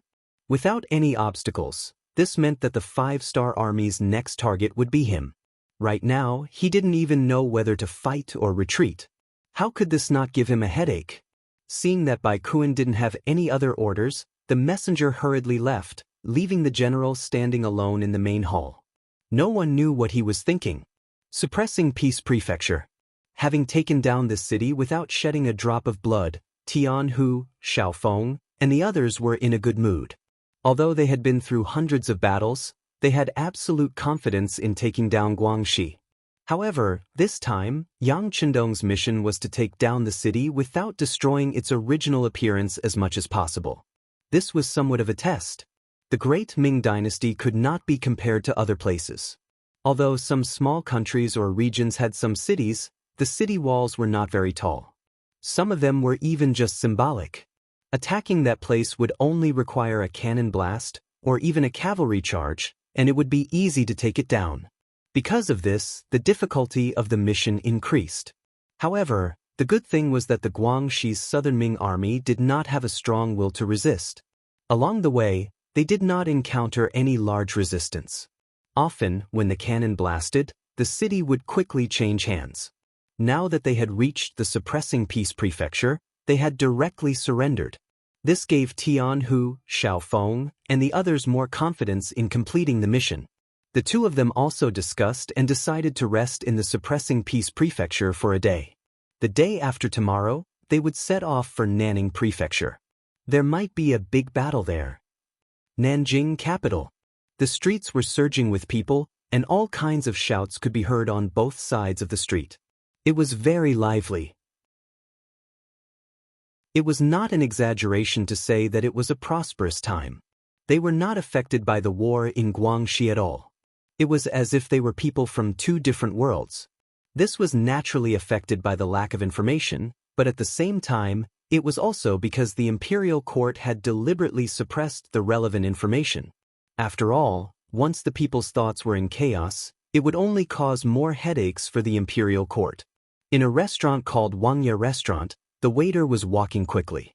From time to time, he would shout out, such as what the guests at a certain table had ordered, or how much silver had been rewarded by a certain guest's luxurious mansion. To be able to open a restaurant that could accommodate hundreds of tables in the bustling city of Jingdu, it proved that the owner was not ordinary.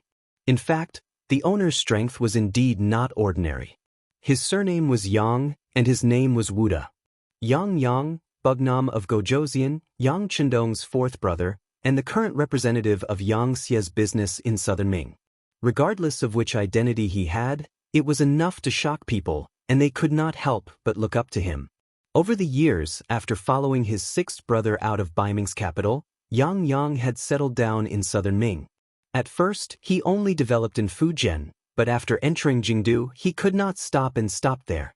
Yang, who held the power to decide the trade with Yang Xie and had a large amount of goods, had always been someone that southern Ming merchants wanted to curry favor with. Often, in order to obtain more goods, these merchants would rack their brains to think of ways to curry favor with Yang. As time passed, Yang could not help but feel a sense of complacency. Today, one of southern Ming's biggest merchants, Lu Yuan, was inviting Yang to a banquet at Wangkuju. The Lu family had been doing business for generations, and although they were not as rich as a country, they were not far from it. As the leader of southern Ming's merchants, Lu Yuan had always had his eyes on the top of his head. It was extremely difficult for ordinary merchants to meet him. But now, he was actually standing at the entrance of Wangkuju, as if he was waiting for someone. Those who knew Lu Yuan couldn't help but be shocked. They wondered what kind of person could make the Lu family's clan head bow down to someone else. Could it be that it was a high official in the imperial court? Regardless of whether it was Baiming or southern Ming, there was one thing in common, and that was that the status of merchants was extremely low. This was especially so in front of scholars and officials. This was a reflection of the development of social status, so it was no wonder that people would think this way. However, when a merchant's business reached a certain scale, it was inevitable that they would come into contact with some people in the imperial court. This was especially so for someone like Lu Yuan. Even if he was greeting a high official in the imperial court, he would at least be an assistant minister. Only a third-rank official or above would be able to make him act like this. Just as many diners were thinking about who the guest was, Yang appeared. He was accompanied by two people who looked like servants. He held a folding fan in his hand as he appeared at the entrance of Wangkuju. "Master Yang Si, you're finally here." As soon as he saw Yang appear, The originally arrogant Lu Yuan hurriedly went forward to greet him. He was like a dog that had seen its master, constantly wagging his tail. When the diners saw that it was Yang Yang who had arrived, they immediately understood. That's right, Yang Yang had such qualifications. Just based on the fact that he was Wu Nanwang's fourth brother, based on the fact that he held the right to purchase Yang Yang's items, it was normal for Lu Yuan to lower his stance like this. Considering that the Wangya restaurant was Yang Yang's private property, most of the people who asked Yang Yang for help would choose to treat them to a meal here. So, everything was normal. Facing Lu Yuan's lowering of his head, Yang Yang only nodded reservedly. He was already used to this kind of thing. To put it bluntly, Yang Yang's existence was the god of wealth for merchants.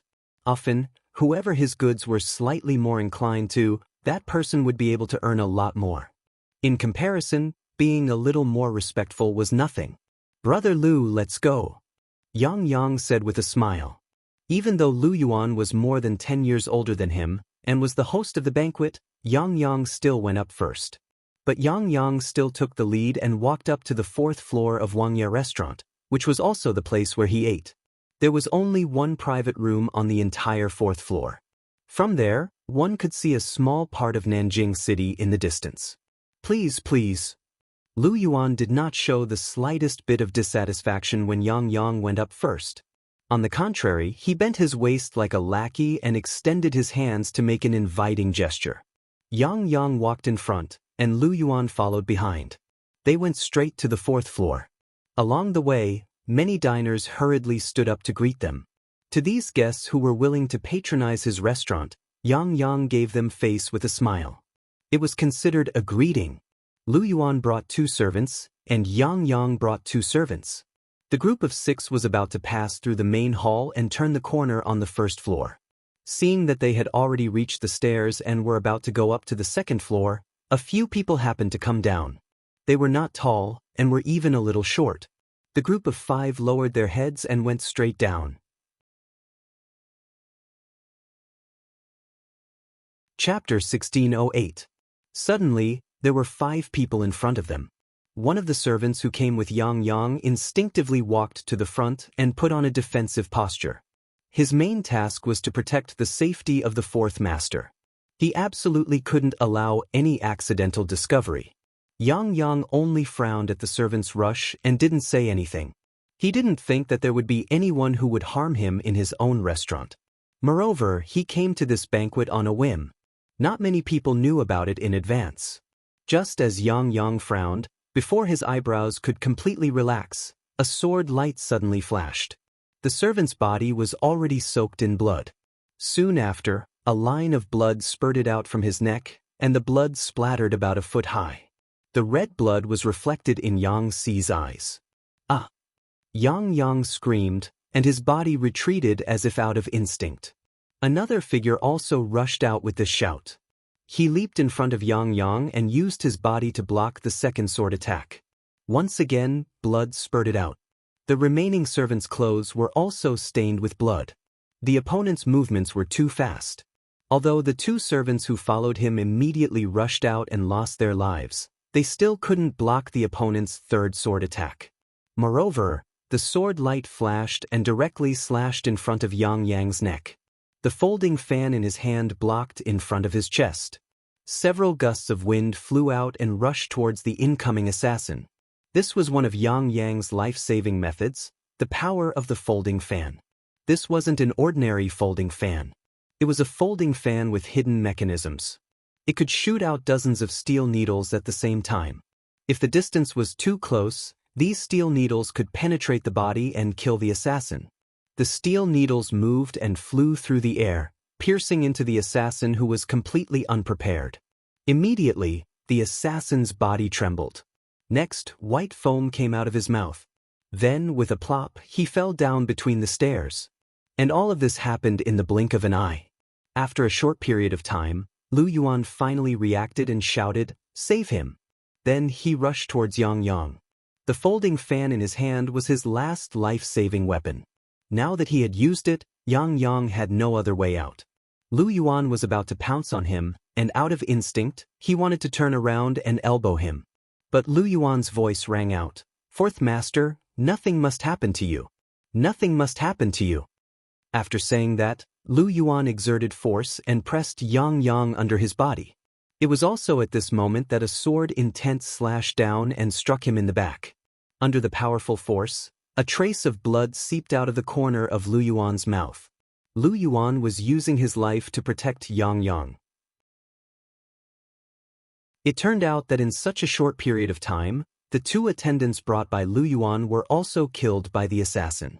If Lu Yuan had not used his life to block the sword, the one who would have been injured would have been Yang Yang himself. None of the assassinations were effective, and the most likely attack was blocked by Lu Yuan's life. The 5 assassins became angry. They were all ninjas, and the best among the ninjas. Assassination was as simple as drinking water and eating in their eyes. But now, under the surprise attack, they didn't succeed.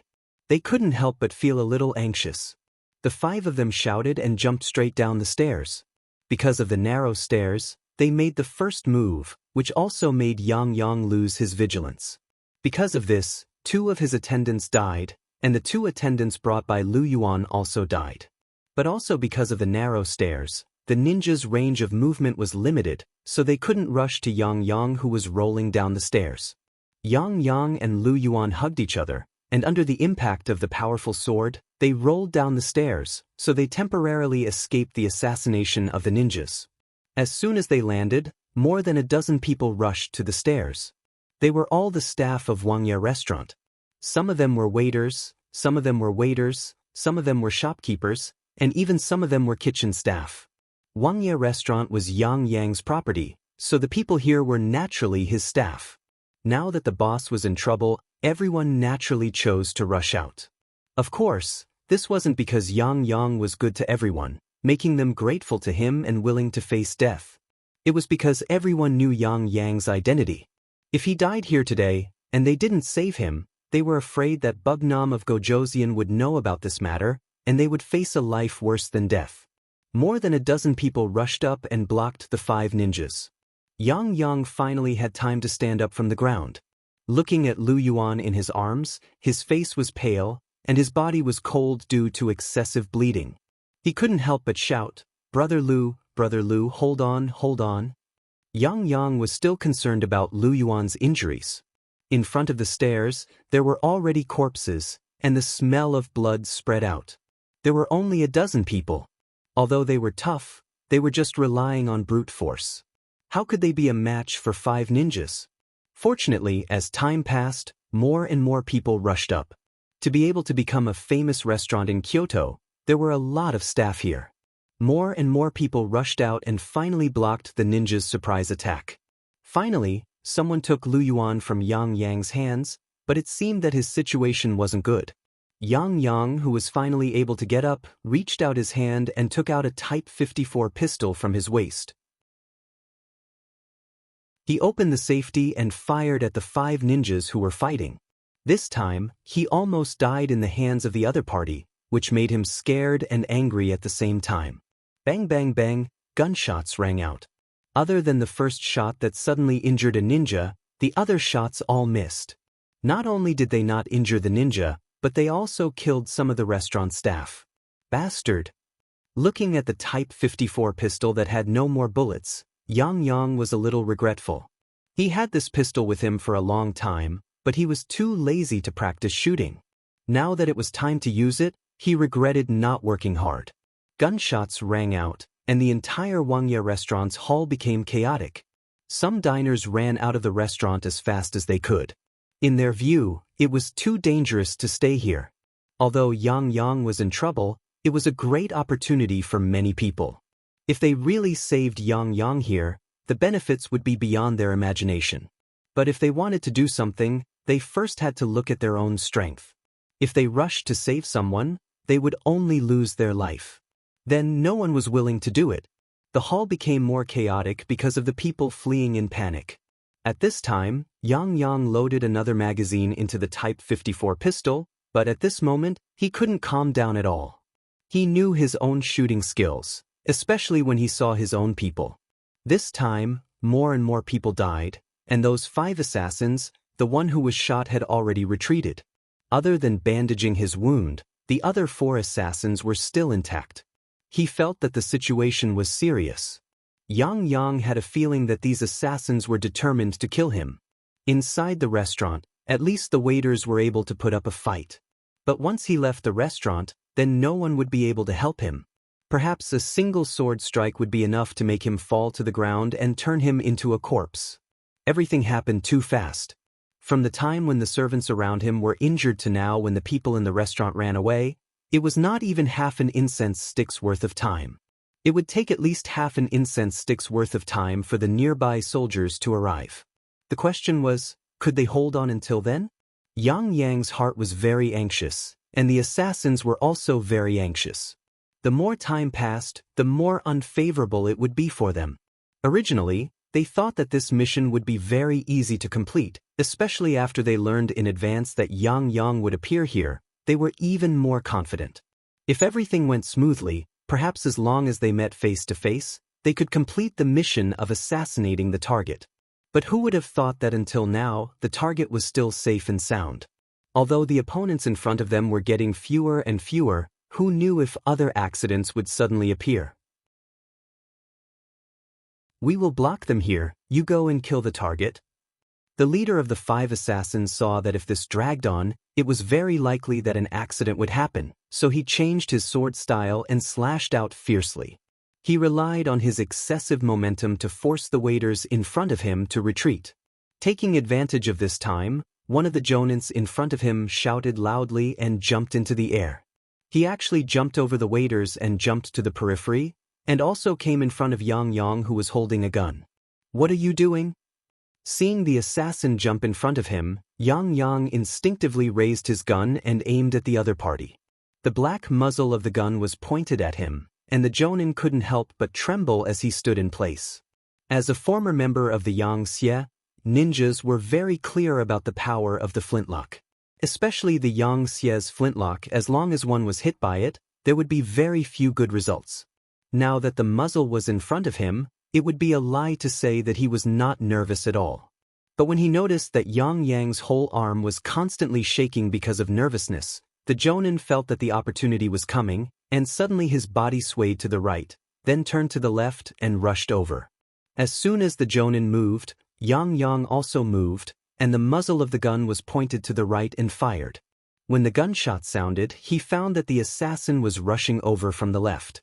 He was shocked and no longer cared about anything else. He waved his hand and threw out the 54 style. It must be said that Yang also practiced some martial arts. At that time, a gentleman had 6 skills, and he was born in the Yang family, so he was taught by a famous teacher. Unfortunately, he hasn't exercised for a long time, and coupled with the rich life, his body was not as flexible as before.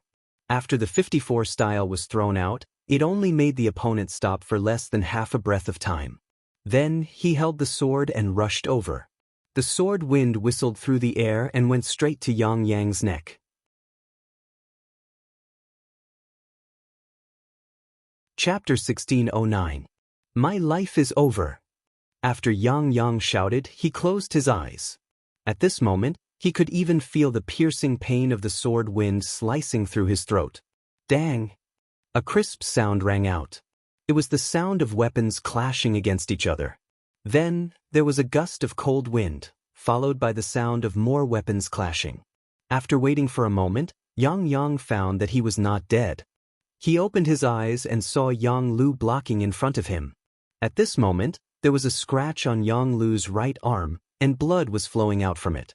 Needless to say, at the critical moment, Yang Lu must have rushed out to help him avoid the fatal blow. But because of this, Yang Lu was also injured. Who is Yang Lu? He is one of the 5 servants of the Bugnam of Gojoseon, Yang Chendong, and his skills were quite good. But later, because of some mistakes, he was sent to the southern Ming kingdom by Yang Chendong, and was responsible for managing the intelligence here. In the eyes of many people, he was already a marginalized person. Because of this, he used to drink to drown his sorrows for a period of time, and his physical condition was far worse than before. Because of this, the moment Yang Lu fought, he was injured. How is it? Z, are you okay? Yang hurriedly came forward and asked with a trace of concern. Fourth master, this little one is fine. Yang Lu smiled at Yang Yang, and then his face flashed with a ruthless expression. He said to the butler Yang Ing and the others who followed him, all of you go together and kill these assassins. Right, try to leave them alive. After Yang Lu shouted angrily, he turned around and knelt down in front of Yang Yang. Fourth master, this little one just received the news and rushed over. I have frightened you. It's okay, you came at the right time. Yang Yang also sighed in fear. Fortunately, Yang Lu came in time. It seems that Yang Xie's intelligence network is indeed very powerful. He can even get information about an assassination attempt. Yang Lu came with dozens of experts from the intelligence department's action department. Most importantly, these operatives were all holding pistols in their hands, which was very impressive. No matter how powerful you are, can you win against a gun? Wouldn't it be 1 in 1,000 to be selected to join the operations division of the intelligence department? 1 in 100, 1 in a dozen, 1 in a dozen, 1 in a flower, 1 in a flower. Naturally, their marksmanship wasn't as bad as Yang Yang's. When they fired their pistols, 4 of the 5 Jonins were killed on the spot. The other one was only shot in the body because they wanted to keep him alive, but his vital parts were fine. Capture him alive and ask him who ordered them to do this. Seeing that the situation was settled, Yang Lu heaved a sigh of relief and shouted loudly, "Don't come over." The last remaining Jonin waved the ninja sword in his hand and placed it on his neck, threatening to kill himself if anyone came over. This action really made the members of the operations department stand rooted to the ground, not knowing what to do. Huh, you can save him once, but can you save him 10 times or even 100 times? Let me tell you, since we have set him as our target, we will definitely kill him. Today, we were just careless. It won't be long before you die. I will wait for you on the ground. After a burst of laughter and clamor, the sharp ninja sword in the Jonin's hand instantly cut his throat, and with a spurt of blood, he fell to the ground with a plop. When the members of the operations department walked forward, they found that the Jonin was no longer breathing. 5 assassins died just like that, without a single survivor. All of this was seen by Yang Yang's eyes. He should be happy, but he didn't know why. At this moment, he didn't feel happy at all. Only the words that some people said before they died flashed in his mind. You can save him once, but can you save him 10 times, or even 100 times? Yang Yang couldn't understand who hated him to the bone and wanted to kill him. But he knew that this place was no longer safe. In other words, the entire Nanjing prefecture was no longer safe. Before killing the person behind the scenes, he must leave here and find an absolutely safe place. Then where would it be safer? Without much thought, the name of Resin City appeared in his mind. Yang Yang suddenly grabbed Yang Lu's arm and said, "Lu, Z, immediately arrange something. I want to leave here. I want to go back to Resin City." "Oh right, you have to personally bring people to escort me." "This is no problem. But shouldn't we report it to the young master?" Yang Lu revealed a difficult expression. "No need, I'm his 4th brother. When we reach Resin City, I will tell him." Yang Yang shook his head. He didn't want to stay here for a moment longer. He just wanted to hurry back to Resin City, otherwise, he wouldn't even dare to close his eyes and sleep. "All right." Yang Lu could only say reluctantly. After all, Yang Yang was the young master's 4th brother, and was also one of his own masters. As a servant, he could only obey unconditionally. Yang Yang left, and Yang Lu brought over 100 members of the intelligence department to protect him. They went straight to Fujian. There was a ship specially sent to Resin City. It was also the nearest way home. Although he had left, what he left behind for the Southern Ming dynasty was a mess. There was no need to talk about Yang Lu's identity. Luckily he didn't suffer any injuries, otherwise, he really didn't know how to explain it to Bugnam of Gojoseon. The current situation was already a little tense, and the development of the situation had greatly exceeded the expectations of the Southern Ming. If a war really broke out now, how could the Southern Ming that wasn't fully prepared be their opponent? Perhaps a war would break out one day, but it definitely wasn't now. Hence, Yang Lu's problem at this time was indeed a headache. From the report of the genie guards, the 5 assassins were all dead, no one was alive. the southern Ming imperial court was even more depressed. It would be better if they caught the real culprit. It would be best if they could interrogate the mastermind. That way, the southern Ming would be able to remove themselves from this problem. However, the problem now was that the assassins were all dead, and the identity of the culprit had become a mystery. If this pot of shit wasn't handled properly, the southern Ming imperial court would have to bear the responsibility. Investigate carefully and find out who did it. The southern Ming imperial court isn't afraid of trouble, but we definitely won't be casually used by others. Ing Zong Zhu Qizhen gave the order, and the genie guards in the city immediately moved. However, facing an extremely well-organized assassin organization, how could it be so easy to find the mastermind? In the end, after investigating, they still couldn't find any clues. Yang Chendong also received a telegram from the Security Bureau 4 hours after the incident. Someone wants to harm fourth brother? Yang Chendong suddenly stood up, his entire face terrifyingly cold. Dragons had reverse scales, and one of Yang Chendong's reverse scales was his family and loved ones. Investigate the ins and outs of this matter clearly. I want to know all the details of this matter. Yang Chendong was angry. The pitiful one was the head of the Security Bureau, Yang San. After he received the order, he immediately decided to set off for the Nanjing Imperial Court. However, before he left, he reported a clue that he had just found to Yang Chendong. Young master, we have a new clue about the transmitter of 9826. Nanning Imperial Court. Bai Kun stood on top of the city gate tower, wearing a suit of armor. In the past 2 days, after countless psychological struggles, he finally made a decision before he received the Southern Ming Imperial Court's decree. That was to fight against the 5-star army. There was a high possibility that he would lose this battle, but he still had to do it. Since he had already surrendered to the Southern Ming Imperial Court, he could only walk this path to the end.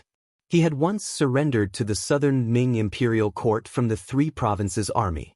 If he surrendered to the 5-star army from the Southern Ming Imperial Court, wouldn't he be like Lu Bu, a slave of 3 surnames? Think about it, Lu Bu was the #1 general during the 3 Kingdoms era, but what good end did he have at that time, and what good reputation did he have today? No. Just the sign of a slave of 3 surnames nailed him to the pillar of shame, never to rise again. With such a living example in front of him, Bai Kun didn't want to be such a person. Of course, the most important thing that prompted him to make such a decision was that the day after he surrendered to the Southern Ming Imperial Court and met Zhou Xiang, his family was forced to be sent to the capital of the Southern Ming Imperial Court. Gloriously, it was to protect his family and let them go to the capital to enjoy life. However, no one could see that this was simply treating his family as hostages. For the safety of his family, Bai Kun could only do this. After making the decision, all the soldiers in the Nanning Imperial Court were gathered by him. In order to increase the chances of defending the city, he even ordered people to gather all the men, women, and children in the city. He was already prepared to perish together. This time, even if he lost, he wanted to label the 5-star army as immoral. As for himself, as long as his family was safe, he didn't care if he died. It had to be said that Bai Kun's decision was very bold. Especially the action of gathering all the men, women, and children in the city onto the city gate tower, it could be said to be a combination of despicable and shameless. This was because the moment the 5-star army attacked the other cities, using the cannons, it was inevitable that ordinary civilians would be blasted to death. Didn't Bugnam of Gojoseon say that he wanted to lead all the Han people to the peak of the world and let them live a good life? Alright, I'll place the people on the city gate tower and see if you dare to fire. If you do, you'll be slapping your own face. At that time, who will believe you? Yi Zichen thought. Alright. Amidst the weeping and crying, the city gate tower was filled with mournful wails. The civilians didn't know what kind of impact they would have on the city gate tower. They only knew that now that they were pushed to the front lines, they would become cannon fodder if they didn't do well. Because of this, they all cursed Bai Kun's 8 generations of ancestors in their hearts.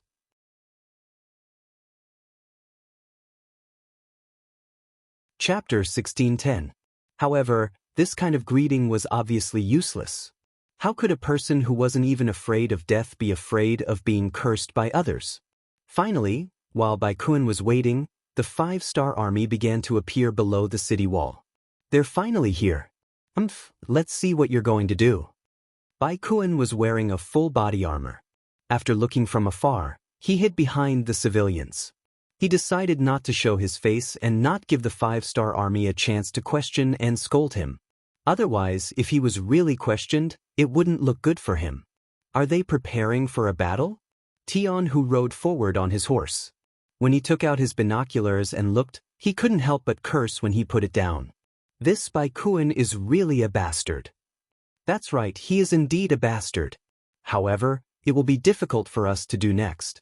Division Commander Xiao Feng also put down his binoculars. His face was as black as the bottom of a pot. They couldn't be blamed for being so angry. Who would have thought that Baikun would push the commoners onto the city gate tower? If that was the case, they would inevitably hit the commoners if they wanted to fire. If that was the case, just the words of the scholars and the mouths of the celestials would be enough to make it difficult for the commoners to defend themselves. What should we do? The two of them looked at each other at almost the same time. As the highest-ranking officers in this army, the two of them felt the pressure at this moment. It even made them feel a little breathless. Let's ask the 6th young master. Tian-Hu thought for a while and made a decision. Okay, but you have to report it secretly, Xiao Feng added after hearing that. Why did they have to send the message secretly? It was because they didn't want the 6th young master to be the scapegoat. As a subordinate, as a subject, they had to share the burden of their master. If they sent the message openly, where would they put Yang Chendong? If that was the case, the crime of indiscriminate killing of civilians would fall on Yang Chendong's head. The history books wouldn't record it well. Retreat without fighting? If that's the case, how are we going to solve the problem in Guangxi? However, if they were to fight without asking for permission, what if the 6th young master had a better idea or had other plans? Wouldn't that be tantamount to ruining the 6th young master's plans? They couldn't bear such a crime.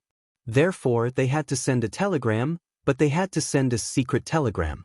This way, they could know Yang Chendong's thoughts and solve this problem. Even if the two of them had to take the blame in the end, as long as the 6th young master knew the whole story, even if he punished them, it wouldn't be too heavy. The 5-star army began to set up their formation outside the city. The secret message was also sent out and sent to the head of the intelligence department, Wang Shan. Then, it was quickly placed in front of Yang Chendong, who was still in the palace of the 3 provinces. Yang Chendong was shocked when he saw the telegram. He remembered that during the War of Resistance against Japan, there was a time when the Japanese took the civilians to attack the army of D, which gave the People's Army a headache. He didn't expect that such a scene would happen to him. Come, bring me Baikuin's information. Since it was something that might happen, Yang Chendong was naturally prepared for it. However, he still needed to understand more about the situation before that. After all, his approach could solve the problem once, but it didn't mean that it could be solved every time. Once the other party was on guard, it would be much more difficult to solve such a problem in the future. Wang Shan quickly sent the information about Baikun to Yang Chendong. Okay, put the information here first. Call back to Tian-Hu and Xiao Feng. Tell them to wait. Don't act rashly before there are new orders. When the telegram reached Nanning, Tian-Hu and General Xiao Feng breathed a sigh of relief. Since the 6th young master had given instructions, they only needed to follow it. As for the problem in front of them, they would definitely get a perfect solution. In the eyes of the generals, since this was an order from Yang Chendong, the problem would definitely be solved. This was also the result of many years of trust. Baikun, who was on the top floor of Nanning Prefecture, didn't know about this. He only saw the 5-star army stop at the bottom of the city and didn't dare to attack. He was immediately overjoyed. He thought that he had found a good way to curb the development of the 5-star army. For this reason, he had even specially written a memorial and had it sent to the capital at the fastest speed possible. Before his memorial could reach the capital, a tragedy happened in the capital. In the courtyard that the southern Ming dynasty had arranged for Baikun's family, in just one night, People and animals were all killed. From the elderly to the children, even the dogs, chickens, and other animals they raised were all killed. No one survived. From the top to the bottom of the dozens of people, no one was able to breathe. The seriousness of the case and the cruelty of the methods, even if the southern Ming dynasty wanted to hide it, they couldn't. In just one morning, the news had spread throughout the entire Intian prefecture, Nanjing prefecture. What was even worse was that the murderer had left words on the wall. The words were written in blood. The first bailiff to enter the courtyard could see it very clearly. It was very eye-catching. Clearly, this was Yang Chendong's method of revenge. Yang Chendong had never been a peaceful person. Especially towards those who were his enemies, he would never be lenient. Otherwise, he wouldn't have gained so much territory and influence in such a short period of time. Bai Kuan wanted to use the common people to threaten him, so he could only use a thunderous method to get rid of his family. Although the process was somewhat cruel, in order to prevent this kind of thing from happening in the future, he could only be forced to do this. The facts also proved that this had indeed intimidated many people with bad intentions. They didn't care about their own life and death, because that was their mission. But for their entire family to be killed, it was obviously something they didn't want to see. It was enough to make them feel afraid. Yang Chendong used facts to tell everyone that on the battlefield, it didn't matter how the two sides fought. That was the fate of a soldier, and it was his duty. But if you wanted to play tricks behind his back, then you had to have enough courage to bear everything. If you didn't have such a mind and spirit, then it was best to play according to the rules of the game. Regarding these things, Bai Kuan was completely unaware because of the lack of communication. He was still proud of his method of forcing the common people to go upstairs and intimidating the five-star army. On the evening of the third day, the five-star army's camp outside the city welcomed Tai Hu and a group of Langya Special Forces members. Tai Hu and the others were prepared by Yang Chendong to help Tian Hu and Xiao Feng solve the problem.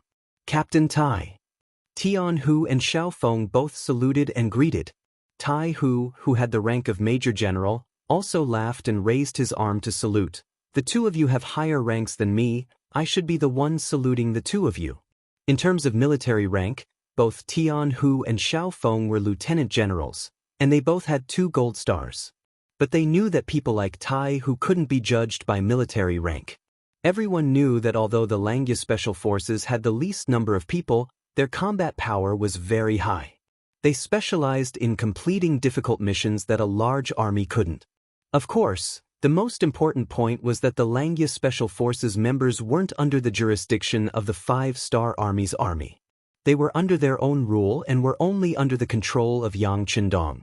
Even if the 6th young master wasn't around, they would only listen to the eldest prince, who was also Yang Xie's successor, Yang Bo's orders.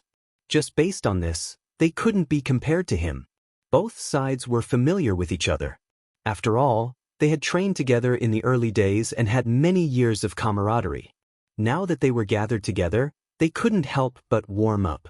After connecting, Tai Hu told Yang Chendong about some of the things that Yang Chendong had instructed him to do before he came here. Generals, the 6th young master wants you to assist us. There shouldn't be any problems, right? Since it was Yang Chendong's order, Tian Hu and Xiao Feng naturally didn't have any objections. After nodding their heads, they said in unison, "We will obey the 6th young master's order. Captain Tai, please tell us what to do." "Okay, then I'll be overconfident." Tai Hu laughed, then walked to the sand table and began to arrange the combat mission. The morning of the 4th day. The weather was beautiful, and the wind was gentle and the sun was bright. The sun hung high in the sky, and there weren't even many white clouds. Bai Kuan slept until dawn. When he woke up in the morning, he looked up at the sky and couldn't help but sigh. Good weather. Then, with the help of his bodyguards, he put on his armor and went up the city gate tower. Before they could reach the top of the city wall, someone had already reported that the five-star army had started to move. The five-star army's field cannons had also started to advance. What? Do they really dare? Hearing this, Bai Kuan's face tensed up. He was most afraid that the five-star army would disregard all criticism and launch a fierce attack. In this way, Although the other side would also be criticized by the public, the first to die would be him. This was something he absolutely didn't want to see.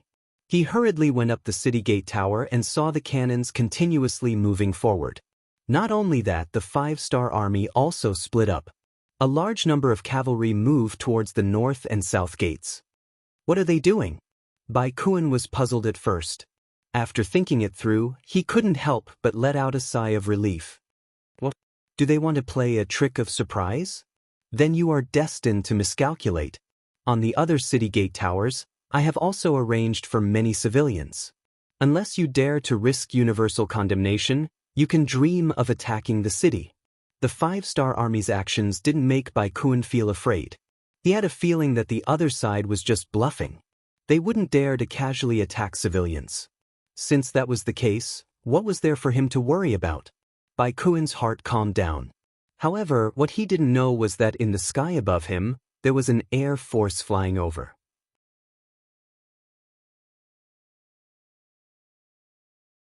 Chapter 1611. Strictly speaking, this was not a real air force. It was a mobile air force unit made up of powered umbrellas. They were different from the real air force. They didn't need to use hot air balloons to fly. They only needed one person with a single umbrella to fly and then control the landing to any designated location. This air force unit was made up of the Wolf Fong Special Forces members. The so-called strong army mostly referred to the land tigers. After the Navy, there was the name of the Sea Dragon. After that, there was the Air Force, and then there was the name of the Sky Eagle. These were the three armies of the future. For a time, the three armies had their own things to do. Unless there was a difficult battle, they would join forces to fight and display more power. But there was an army that had the advantages of the three armies. They could fly, go into the sea, and even fight on land. They were the members of the Wolf Fong Special Forces.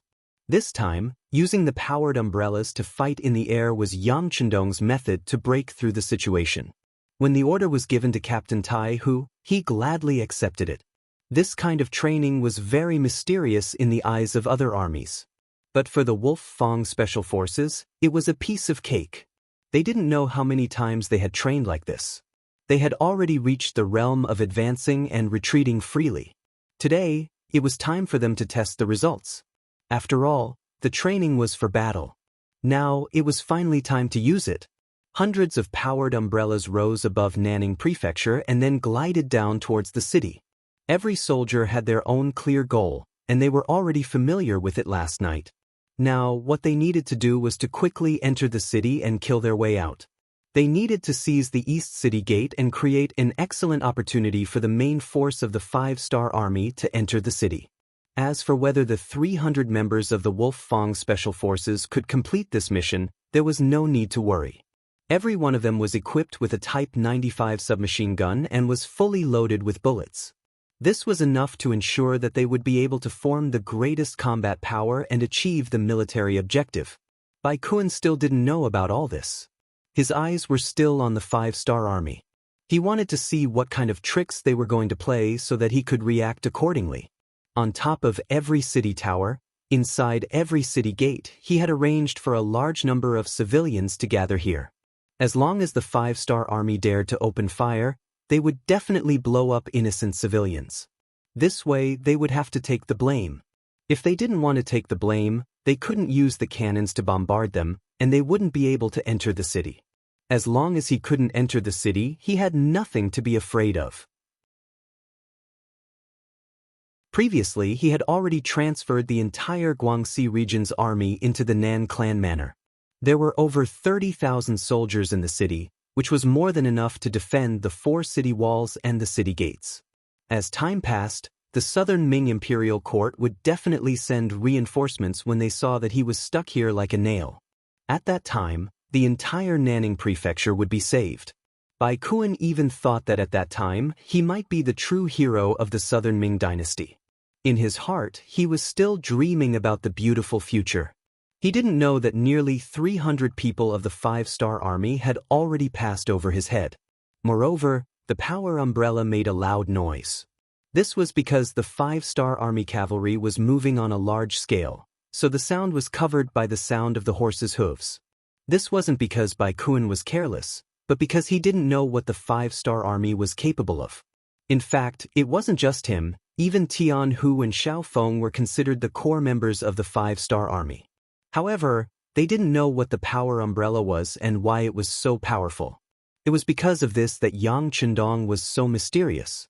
Because they didn't know what more powerful methods their master had yet to use, it made their hearts filled with awe and respect for the sixth young master even more.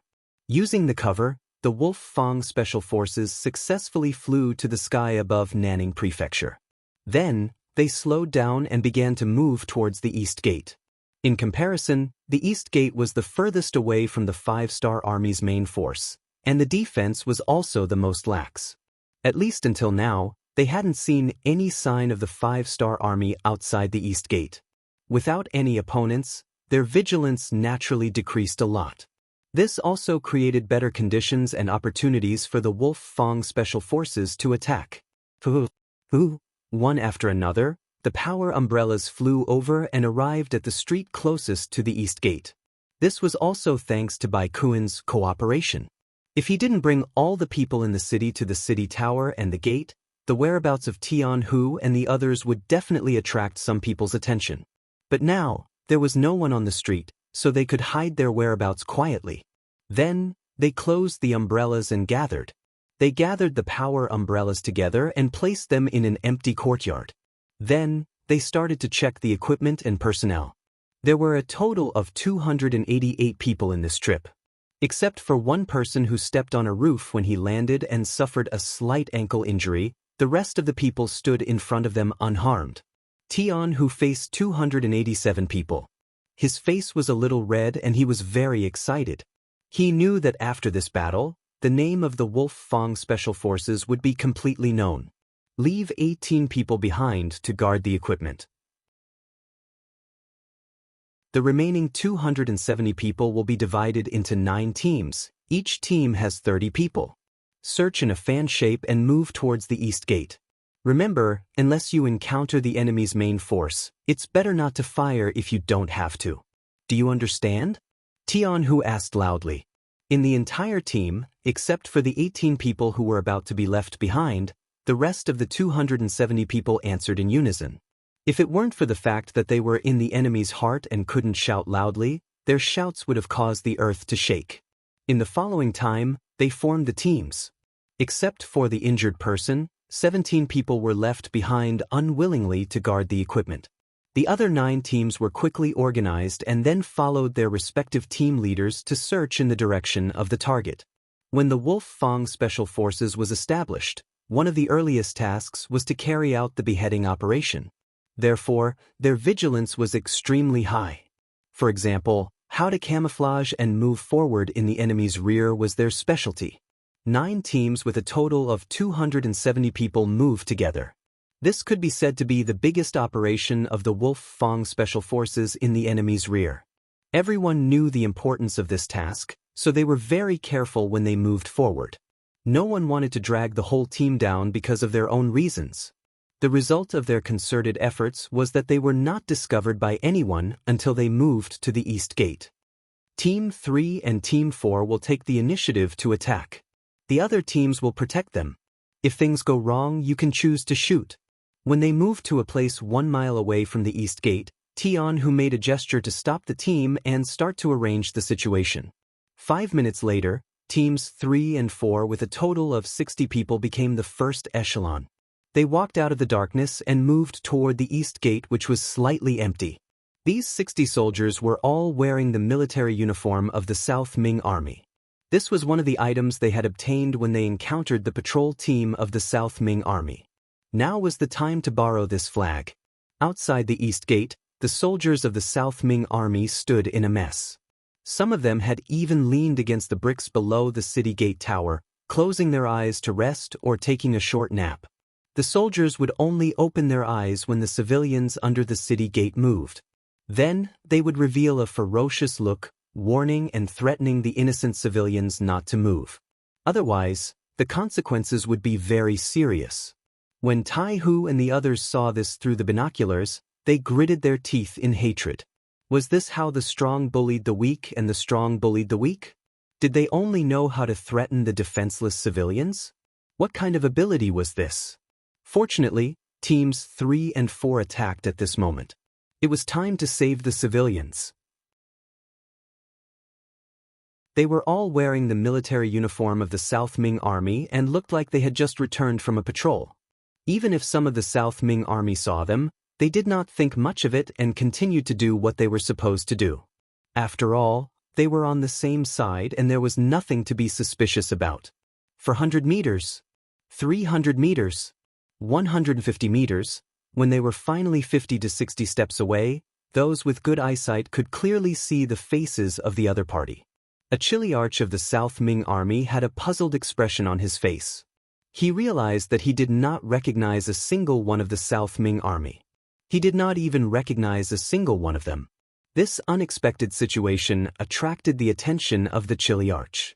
He could not help but shout, "Which general are you under? Why do you look so unfamiliar?" This shout also attracted the attention of the other South Ming Army soldiers. Everyone looked at these people with puzzled expressions. The captain of the third team was Shouho. He had already expected this to happen and did not panic. Instead, he laughed and said, "I am General Bai Kuen's personal guard. This time, I am here to inspect you. I say, your vigilance is not bad. Hee, the city gate is so tightly sealed. You can't be thinking that the 5-star army is so resourceful that they can fly into the city, right?" This explanation immediately attracted a wave of laughter. It was clear that everyone had the same thought. They did not think that the 5-star army could enter the city with such a tight seal. In addition, Shouho said that he was Lord Bai Kuen's personal guard. Just this identity alone was enough to make everyone look up to him. So it is Lord Personal Guard. Forgive my poor eyesight. Hee, quickly come and rest. The Chiliarch revealed a fawning smile.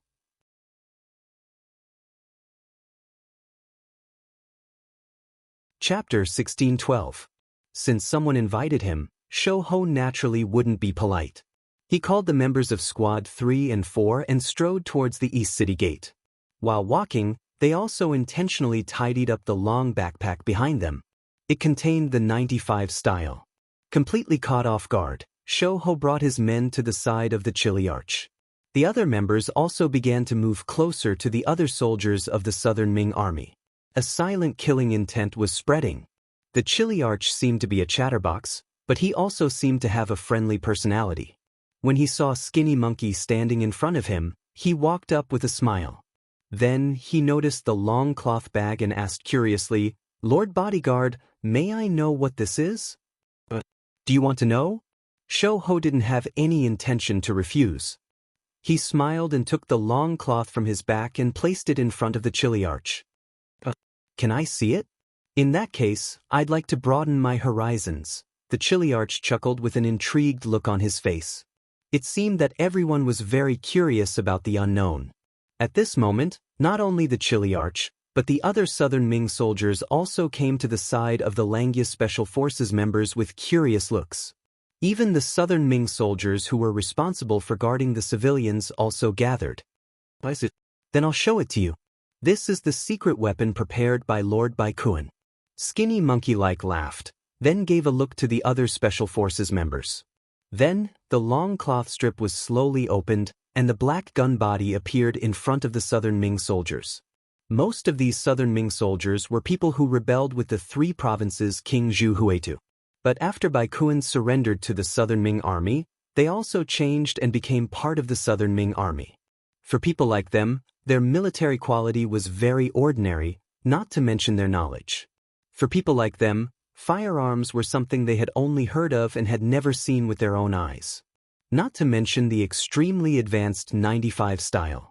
When this thing was taken out, they only knew that it was an iron lump.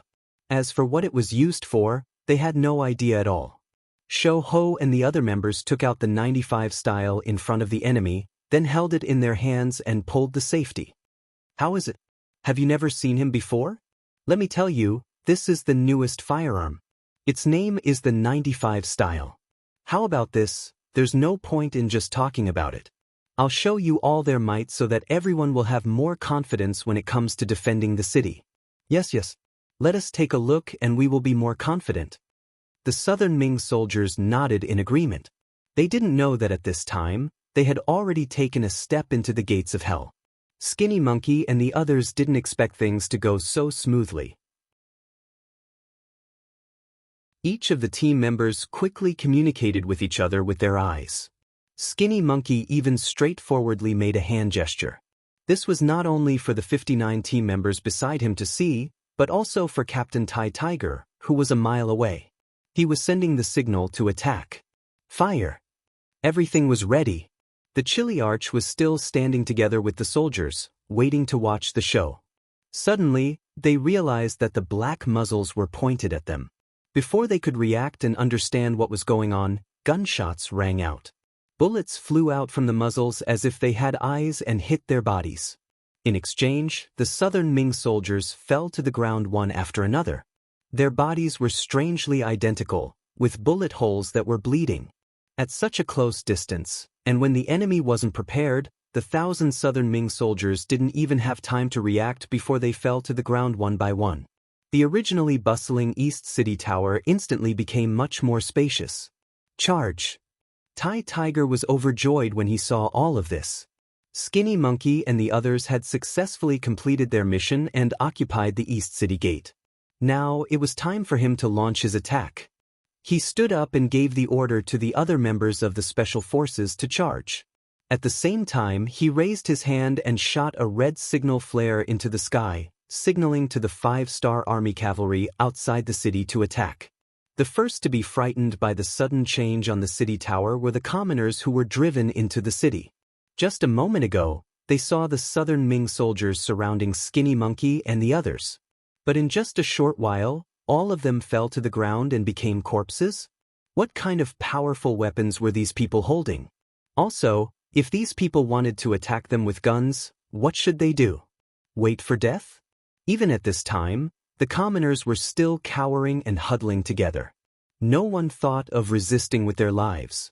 It had to be said that this was also a kind of tragedy. Someone once said that when the Japanese invaded China, 2 Japanese soldiers were enough to watch over 2,000 people and make them not dare to act rashly. That was a scene that people didn't dare to imagine. But this was the most realistic portrayal of what happened to the commoners. This was the behavior of the foolish commoners. The way they were educated made them listen to everything that happened.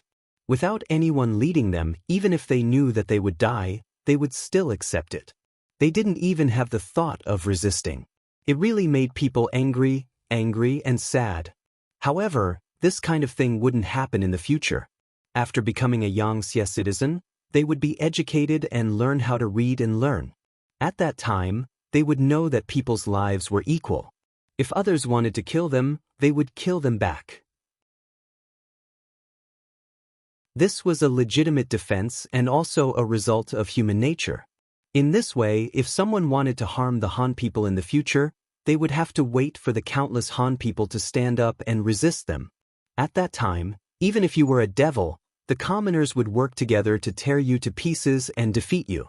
Back in the real world, Tai Hu and the others started to charge. After the southern Ming soldiers on the city tower noticed that something was wrong, they started to send troops to attack the city gate. Instantly, gunshots rang out and the soldiers of the South Ming dynasty fell into a pool of blood. When Tai Hu and the others started to charge, Skinny Monkey also came in front of the commoners and said loudly to them, "We are the 5-star Army. We are here to save you. In order to survive, please help us open the city gate and welcome the 5-star Army into the city. Don't worry, at that time, no one will be able to threaten your lives. As long as your actions are reasonable and legal, you will be the proud Han people in the future.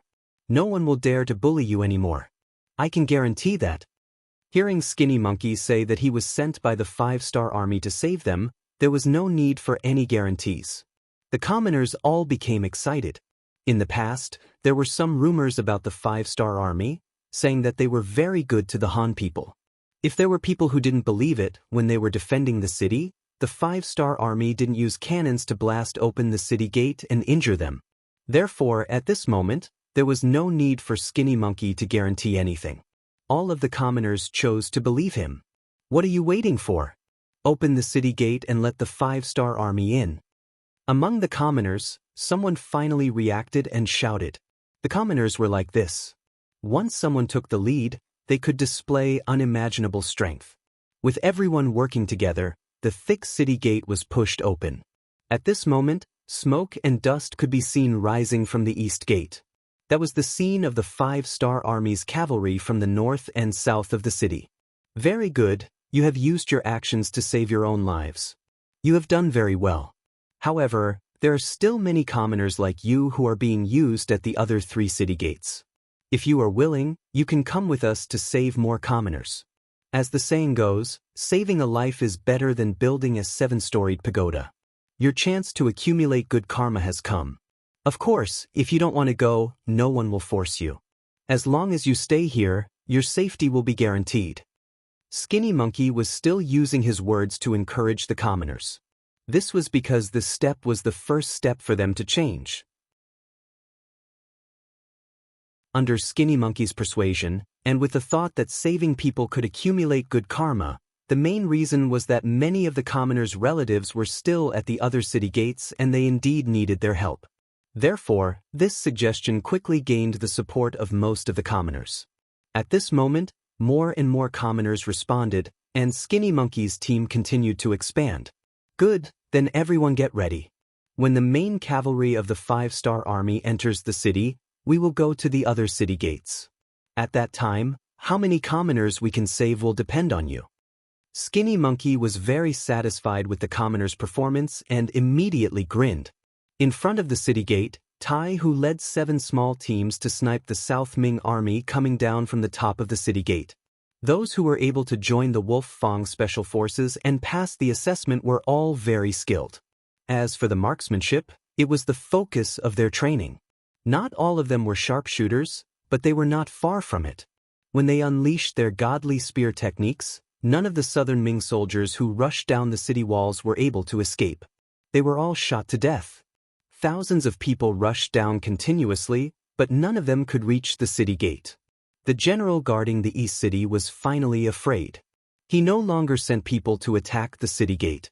Instead, he lit up a thick smoke and began to warn them. At this moment, countless cavalry soldiers of the First Army entered the city through the east city gate. At this point, the scales of victory began to tilt. Bai Kun was still watching the performance of the 5-star army on the west city gate tower. When he saw the cavalry of the 5-star army constantly moving and the ground rumbling, he had already changed from the initial fear to the current calm.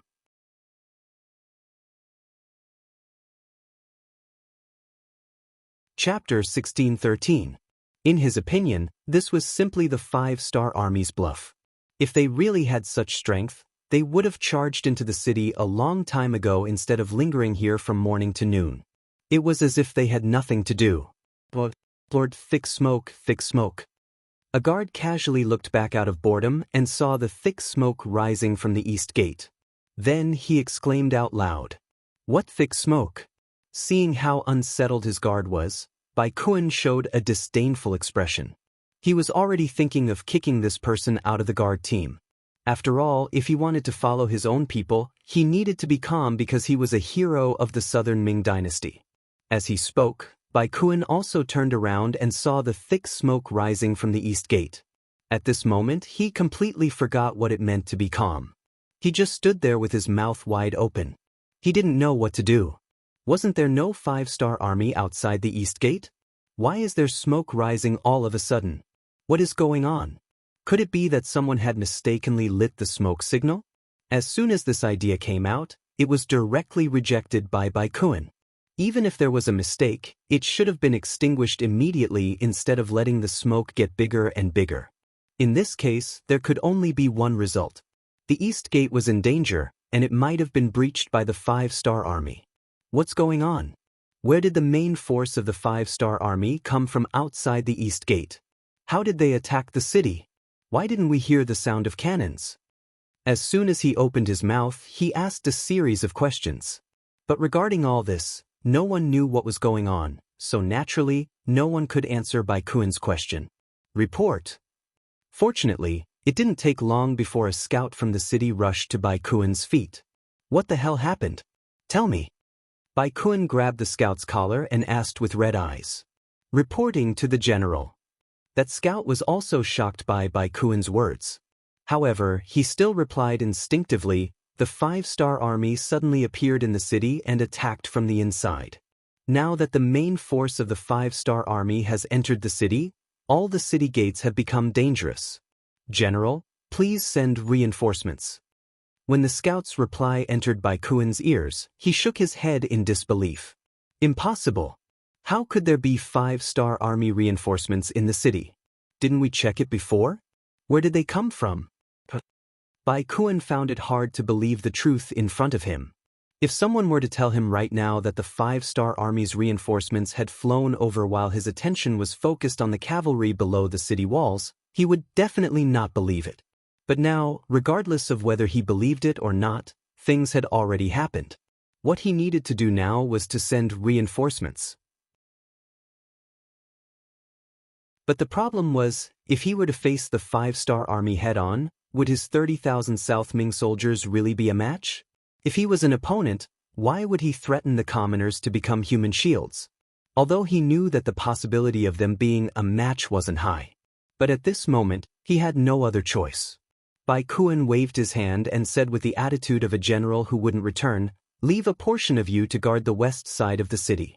The rest of you, follow me down the city walls. We will work together to chase the 5-star army out of the city." Chasing them out was a lie. The real thing was to find a chance to escape.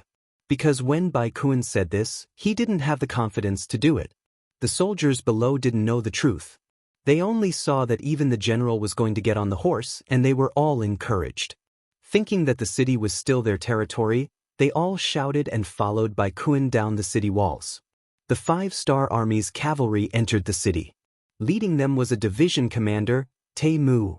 He had quite a bit of experience, and most importantly, his horse riding skills weren't bad. After entering the city, he led the cavalry and started to rampage. Whenever they met the South Ming reinforcements, the cavalry would crush the South Ming infantrymen in an instant. After the cavalry charged past, the ground was covered with corpses. The soldiers he brought were all veterans and elites. Furthermore, they were cavalry and had a natural ability to crush infantrymen. There really wasn't anyone who was a match for him. Wherever the cavalry went, the South Ming soldiers would either run away or kneel on the ground in surrender. The world's #1 cavalry was simply too strong. They were so strong that no one was a match for them after entering the city. Under Tae Muer's leadership, they first attacked the North City Gate and defeated the South Ming soldiers there. They opened the city gate from the inside and allowed the soldiers of the 2nd Division to enter the city. Following this, the 2nd Division headed straight for the South City Gate while Tae Muer led his troops to the West City Gate. As the saying goes, enemies are bound to meet. Before they charged far, they saw a group of South Ming soldiers coming from the West City Gate. The general leading them was General Bai Kuen, who had just been appointed as Guangxi's left envoy. From afar, Bai Kuen also saw Tae Muer. However, he didn't recognize him. Seeing that he was wearing a general's armor, he only thought that he was an ordinary general. Bai Kuen, who wanted to take advantage of the chaos to kill his way out, naturally wouldn't avoid anyone. He needed to kill his way out. TSK, come and die. Facing the 5-star army that didn't have any firearms, Bai Kuen was still confident. After all, he was personally appointed as the Guangxi Great General by Zhu Huitu. You are Bai Kuen. On the other hand, Tae Muer recognized the general immediately.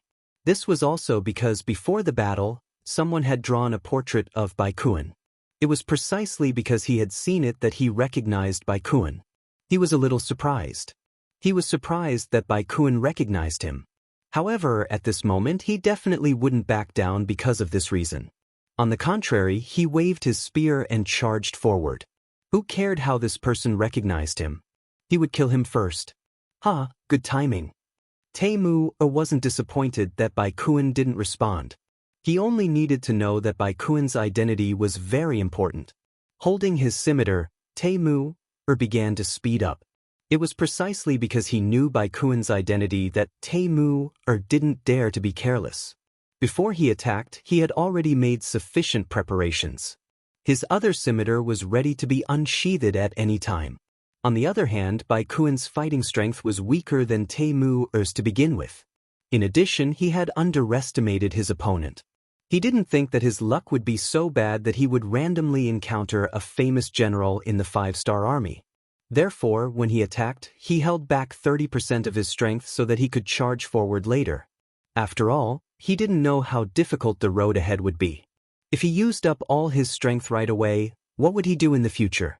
Just like that, one held back 30% of his strength while the other used all his strength. Originally, the strength of both sides wasn't equal.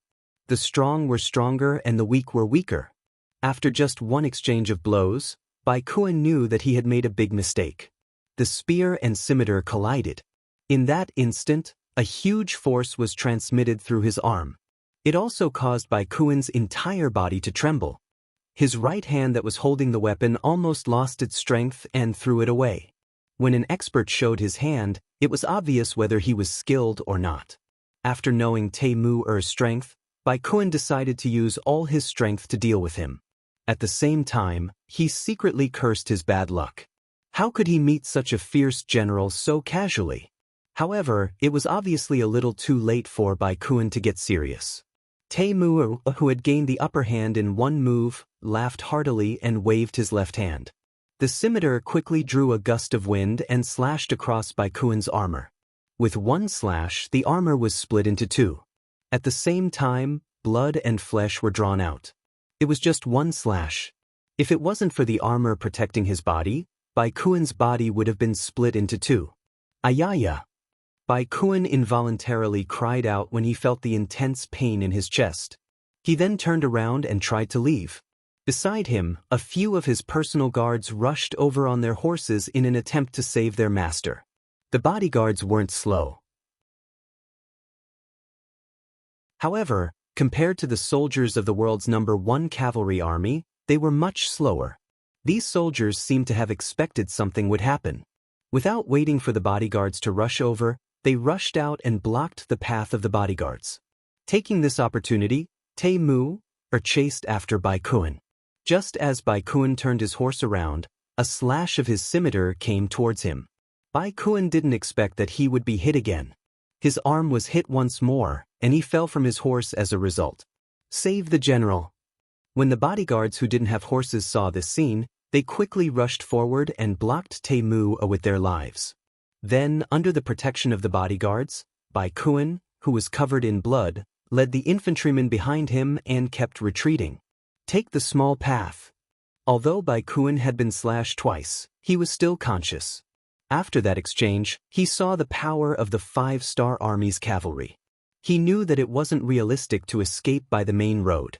The only way was to rely on everyone's familiarity with the terrain of Nanning Prefecture and take the small paths to shake off their pursuers. The South Ming army was retreating while blocking the enemy. Along the way, they left behind more and more corpses. Hence, Bai Kuen was getting further and further away from Tae-mu.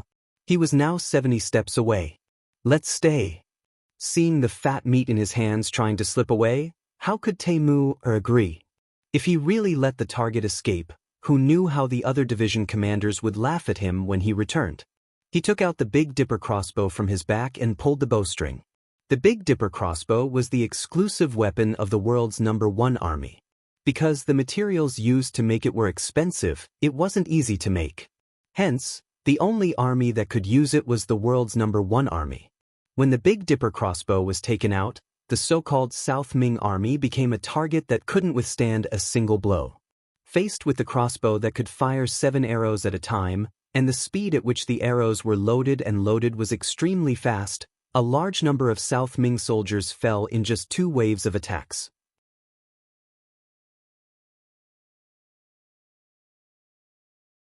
Chapter 16:14.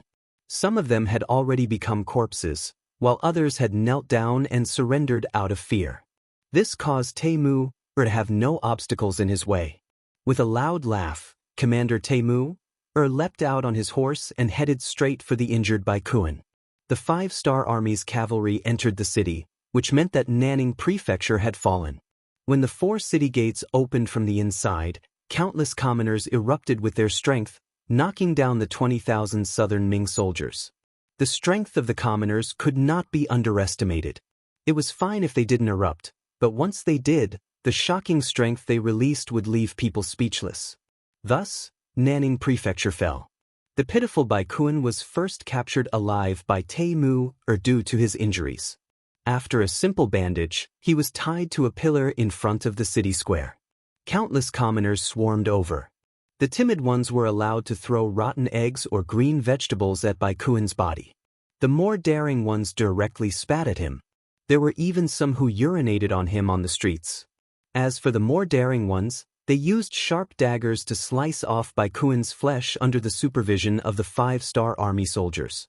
This was a punishment worse than death by 1,000 cuts. All of this was because Bai Kun wanted to force the commoners into a state of certain death. Now, retribution had arrived. If he had known that this would happen, he would not have chosen to use the commoners as a human shield even if he was beaten to death. Afterwards, when Bai Kun's matter was intentionally spread to the various prefectures of southern Ming, all of the generals fell silent. They originally thought that the Five-Star Army's slogan of loving the commoners was a weakness that could be used against him. If they did it well, they might be able to turn defeat into victory. But now Bai Kun had done this. Not only had he died without a burial place, but even his family had not received any benefits. All of them had died. With this living example in front of them, they could not help but learn from it. They did not want to become the second Bai Kun. As for how the Five-Star Army appeared in the city, this matter became a mystery and many people had a question mark in their hearts. Nanning House was taken down. As the capital of Guangxi, this had a huge meaning and alerted the South Ming troops in the other provinces. Right now, no one doubted whether the Five-Star Army would be able to conquer Guangxi. What they were thinking about was whether the Five-Star Army would continue to expand after conquering Guangxi. This was something that everyone was concerned about. Time passed day by day. After Bai Kun was killed and Nanning Prefecture was broken through, the other prefectures in Guangxi all surrendered, to the extent that the world's 1st Cavalry Army, Cold Front 2nd Division, and Russia's 1st Division had no choice but to fight on different fronts. However, even if they split up their forces, their progress was still very fast.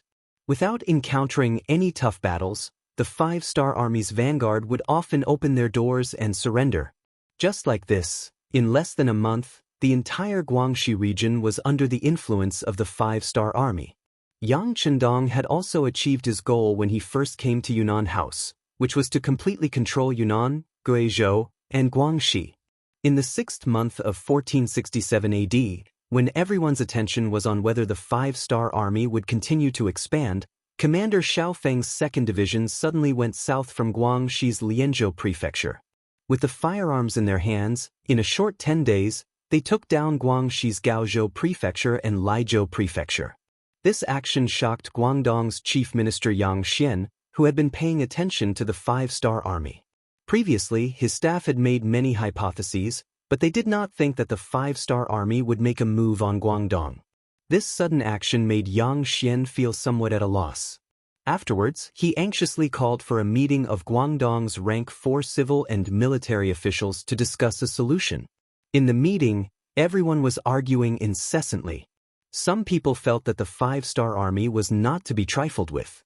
If they rashly attacked, not only would they have no chance of winning, it would also easily drag the entire Guangdong region into the flames of war. In the end, they would follow in Guangxi's footsteps. If that happened, everyone would be sinners.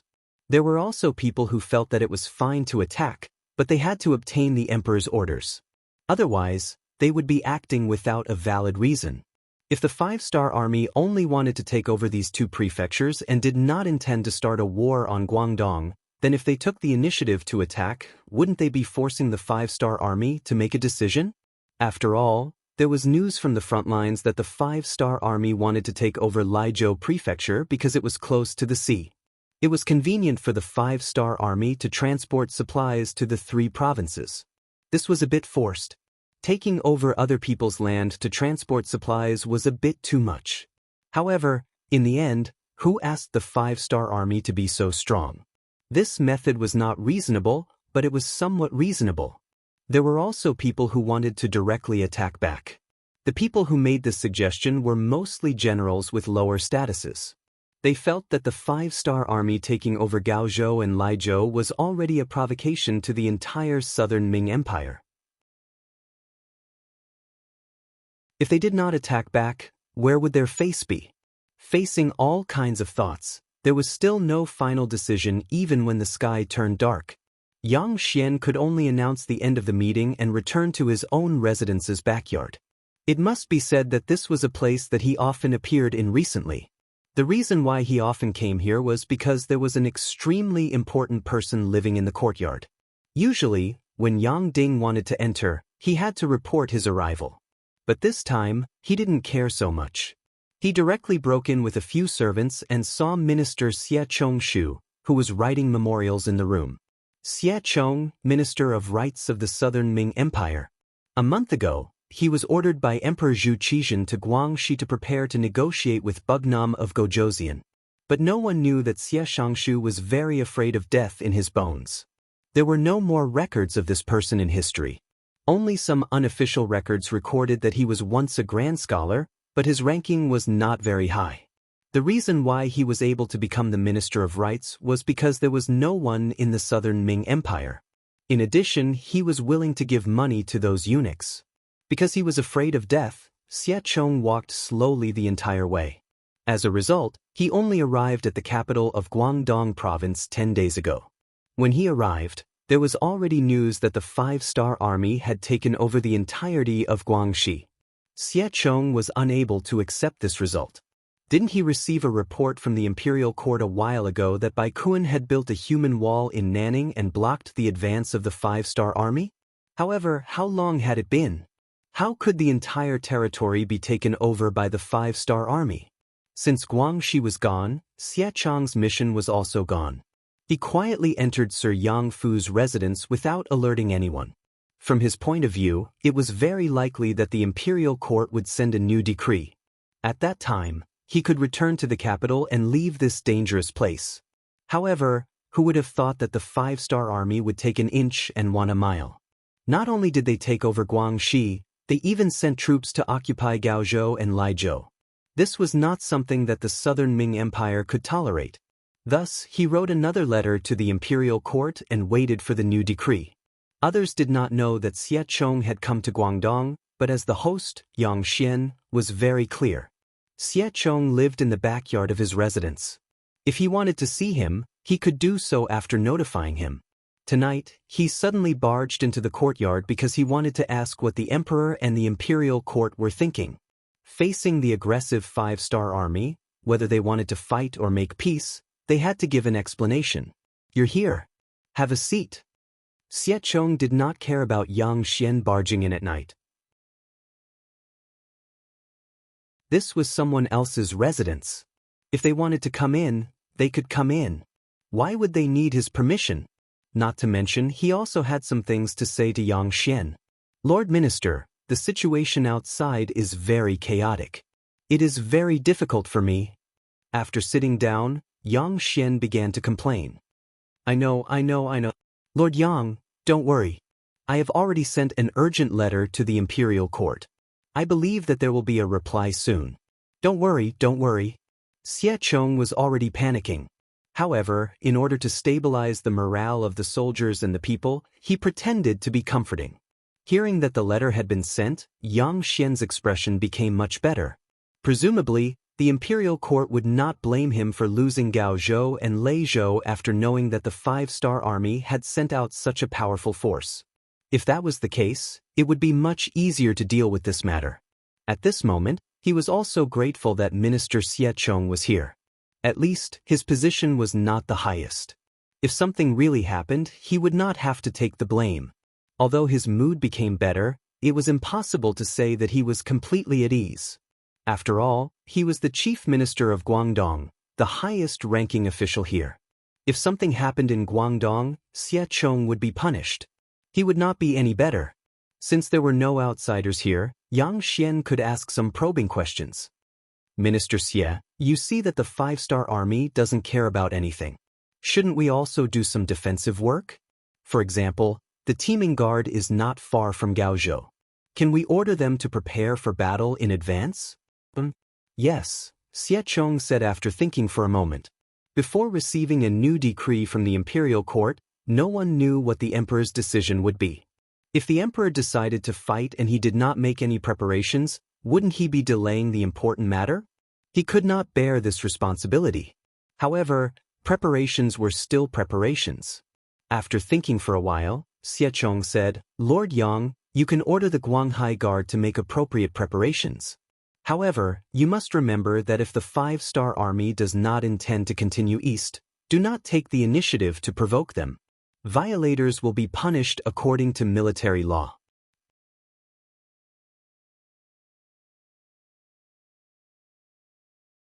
Chapter 1615. Understood. This was also what Yang Xian wanted to say. He did not want the 5-star army to attack because of his wrong decision. If that happened, there was an 80% chance that the Guangzhou prefecture would follow in the footsteps of the Nanning prefecture. The problem was, after the 5-star army conquered Guangxi, would they continue to attack the east and conquer Guangdong? The answer was in Yang Chendong's heart, they would not. There were many reasons why they would not do so. For example, they did not have enough excuses, they did not have a good reason to attack, the current southern Ming was quite strong, and if they continued to fight, both sides would suffer losses, etc. Ultimately, Yang Chendong or Yang Xie and the 5-star army were not fully prepared. 6 years ago, because Yuandong province was attacked, Yang Chendong personally led the army and fought until now. The results of these 6 years were so great that it completely exceeded Yang Chendong's expectations. Before this, he wasn't mentally prepared for this. Even if they conquered 3 provinces this time, it was because of Zhu Huihua's provocation. Otherwise, Yang Chendong would have returned to Qiqian City to rest. The situation was already beyond his expectations. The management staff could not keep up, and the army also needed to rest after a long battle. If he wanted to attack southern Ming, he did not know how much military resources and supplies he would need. Before all of these were prepared, Yang Chendong wanted to stop here. Of course, if southern Ming took the initiative to provoke him, then he would not be polite. If he didn't have enough management personnel, he could just use the old people from the southern Ming Empire. Then, when there were new people, he could slowly replace them. Although doing this would cause instability in the rear, Yang Chendong wouldn't admit defeat when facing the southern Ming Empire's army.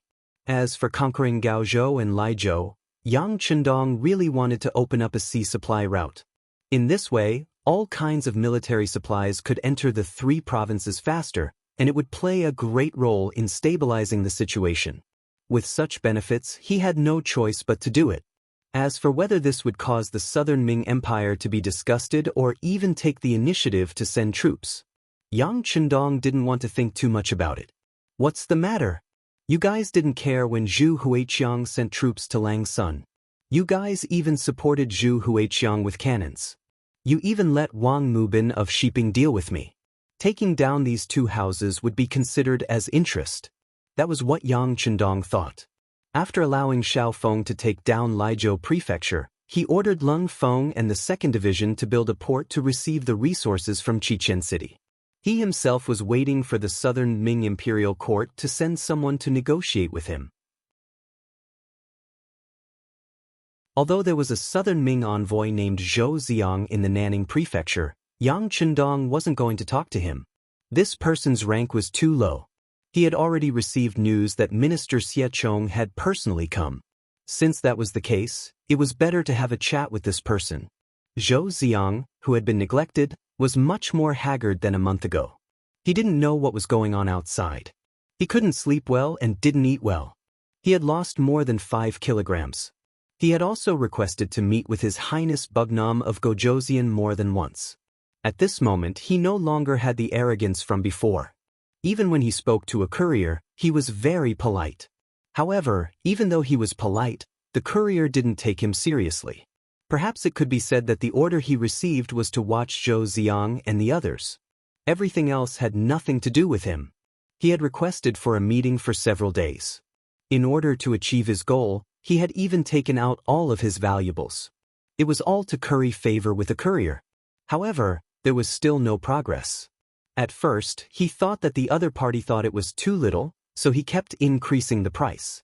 However, in the end, he realized that the other party really didn't want to accept it. On this point, Zhou Ziang was filled with emotions. Since ancient times, there had been a saying that there were 7 rank officials in front of the prime minister's door. It was said that the status of a servant was similar to that of the master. When the master was powerful, the small people under him could also benefit and even rise to the heavens. Just like in the current southern Ming dynasty, many servants of the big families were all arrogant. Sometimes, they could even complete some tasks that only the officials could do. When they returned, they would receive some benefits. This was something that everyone tacitly agreed upon. After all, many things that the master wanted to do required the servants to complete. Why didn't this work in the 5-star army? Just from this small matter, one could see the power of the 5-star army. He couldn't even bribe a small courier. Zhou Ziang didn't know what else he could do. Just like that, the days passed with sighs and sighs. Until one day, Ba Daojiang suddenly appeared in the courier. When Zhou Ziang saw the other party, tears actually flowed out of his eyes. It was as if he had seen his family after many years. At this moment, Zhou Ziang was indeed very emotional. He had finally met someone who kept his word. Assistant Minister Zhou, what happened to you? Could it be that someone mistreated you? Ba Daojiang was also shocked by the tears flowing out of Zhou Ziang's eyes. He instinctively thought that someone had done something unfavorable to the southern Ming dynasty. No. Seeing that Ba Daojiang had misunderstood, Zhou Ziang shook his head and said, "We are very good here. There is enough food and drink, and there is a lot of variety. It is really good." This wasn't to say that Zhou Ziang was flattering, but it was the truth. When it came to food, She would never be thrifty or diligent when it came to it. Using a sentence that Yang Chendong once said, if one wanted to change every day, they wouldn't even be satisfied with food. If they couldn't change, then what change was there to change? Ba Daojiang nodded his head in satisfaction after hearing this. He also didn't believe that someone would dare to do such a thing. The 5-star army rewarded the soldiers with great merits very generously, but at the same time, the punishment for the soldiers who made mistakes was also very severe. It was just like how the soldiers didn't dare to accept Zhou Ziang's money. Because once they accepted it, it wasn't a matter of whether they could keep their money, but whether they could keep their lives. At that time, their family would also be humiliated because of it. Everything was just for a bit of money, but they had to pay such a heavy price. It was no wonder that although the soldiers were tempted, none of them dared to accept the money. Ba Daojiang knew that there wasn't a problem with the treatment, but he was even more curious. Why was Zhou Ziang crying when they met again after not seeing each other for more than a month? Speaking of which, they didn't have much of a relationship before, and this was only the second time they met. Moreover, the experience of meeting for the first time wasn't something that could make one happy, right? How could Ba Daojiang understand Zhou Ziang's emotions? After all, if he hadn't been imprisoned for more than a month, he wouldn't be able to understand that feeling. It was just that the smart Zhou Ziang would not voice out his feelings during this period of time. If he had the slightest bit of resentment, he was afraid that he would provoke the other party and leave in a huff. If that happened, he would not be able to call out to the heavens and the earth. He did not know how long he would have to endure. Not only did he not dare to complain, he also pretended to be fawning and asked, "Sir, is Bugnam of Gojoseon here to see this official?" "Oh, that's not it." Ba Daojiang became more serious when they talked about serious matters. Little did he know that the moment he said this, Zhou Ziang's mood instantly fell to the bottom. If he wasn't here to see him, was he just here to greet him? Or was he here to see if he and the others were dead? Or was he here to end his life? When he thought of the latter, Zhou Ziang's face turned green, then quickly turned pale. It was obvious that he was really afraid. Ba Daojiang saw Zhou Ziang's expression and already guessed what he was thinking. He couldn't help but chuckle and say, "Assistant Minister Zhou, don't think too much." This time, I'm here on Bugnam of Gojosian's orders to let you and the others go. We've already received news that your Minister of Rights, Xie Chong, has arrived at the Guangzhou government. Since he's here, it's better to let him handle the negotiations. You can go back now and inform Minister Xie to come to the Nanning government. At that time, Bugnam of Gojosian will also arrive at the Nanning government. If there's anything, it's better to discuss it in detail there. After saying this, Ba Daojiang seemed to have thought of something and added, by the way, Bugnam of Gojosian is busy with military affairs and has many things to deal with. Therefore, I hope that Minister Xie can arrive at the Nanning government as soon as possible. If it's too late, I'm afraid that Bugnam of Gojosian won't be able to hold back and continue to mobilize his troops. If that happens, then no one can be blamed. That's enough. I've delivered the message, so I'm leaving. Assistant Minister Zhou, you can pack up and leave with the diplomatic group as soon as possible. Ba Daojiang didn't care about Zhou Xiang's reaction. After saying this, he turned around and left, leaving Zhou Xiang with his back to him. Zhou Xiang stood in the same place for more than 10 breaths. After pondering over Ba Daojiang's words, Zhou Xiang suddenly let out a scream. Then he shouted, "Hurry, hurry, pack up, we're leaving now, right now." In the three provinces' king's residence, Yang Chendong was talking to Yao Yingjun in the main hall. The entire Guangxi had become one of Yang Xie's territories. Yunnan and Guizhou had begun to stabilize after more than a month of turmoil, so Yang Chendong had no need to stay here. After all, he wasn't Zhu Huiyun, nor was he the three provinces' king. In his eyes, there was only a palm-sized area. He called Yao Yingjun over to listen to his work report and the next step of the work plan. Fortunately, after more than a month of learning, Yao Yingjun had begun to adapt to his current work, and he was getting better and better at it day by day. In front of Yang Chendong, Yao Yingjun roughly explained the plans of the three provinces for the next few years. The main focus was on the migration of the people, distribution of land, and economic development.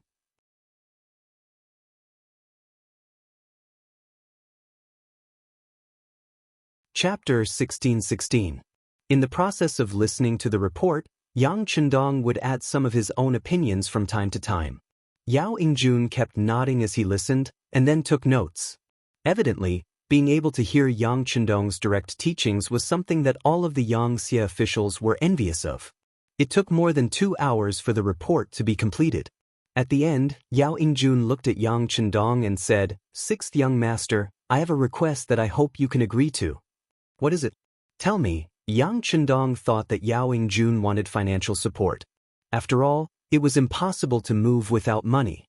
"Sixth young master, I would like to send my wife, Zhu Lian, to Chichen City. As you know, I will have a lot of work to do. I'm afraid that I won't have time to take care of my family in the near future, so..." How was this about not having time to take care of his family? Yao Yingjun was basically handing his family's weakness to Yang Chendong. Soon, he would become a high-ranking official in the local government, a high-ranking official with real power in his hands. Moreover, he was so close to the southern Ming dynasty. Who knew how many people would want his position and play tricks behind his back? In order to prevent Yang Chendong from suspecting him, Yao Yingjun decided to send his family to Chichen City. This way, the trust level would be much higher. For Yao Yingjun to make such a decision, it was enough to prove that he was a smart person. Yang Chendong liked to interact with smart people. This way, he could save a lot of effort. Of course, Yang Chendong was more concerned about old friendships. Ever since Yao Yingjun joined the Yang faction, he had been working in the secret battlefront. It was not easy for him to lead an army privately. Now that he had to send his family away in such a short time, it was too cruel for him. Yang Chendong didn't want to leave an impression that he couldn't tolerate or trust people. Therefore, when faced with Yao Yingjun's request, he only said after a moment of silence, "Zhu Lian doesn't need to go to Crimson City. She has lived here since she was young, and I'm afraid she won't be able to adapt to other places. Without you accompanying her, it would be even more boring. This young master doesn't want to break apart a couple." Yang Chendong actually refused. Although Yao Yingjun was happy, he was also anxious. This was the time for him to show his loyalty. He could not give up just because of Yang Chendong's rejection. Wouldn't that give others the impression that he was acting? More importantly, he would feel uneasy if he didn't reveal anything that could be used against him. At that time, he was afraid that there would only be other methods to monitor him. That would also be very uncomfortable. As such, Yao Yingjun decided to try again, saying, "Sixth young master, this subject has already discussed this with my wife, and she has agreed. All right, this young master can understand how you feel. However, Zhu Lian and you truly love each other, so it's best that you don't separate.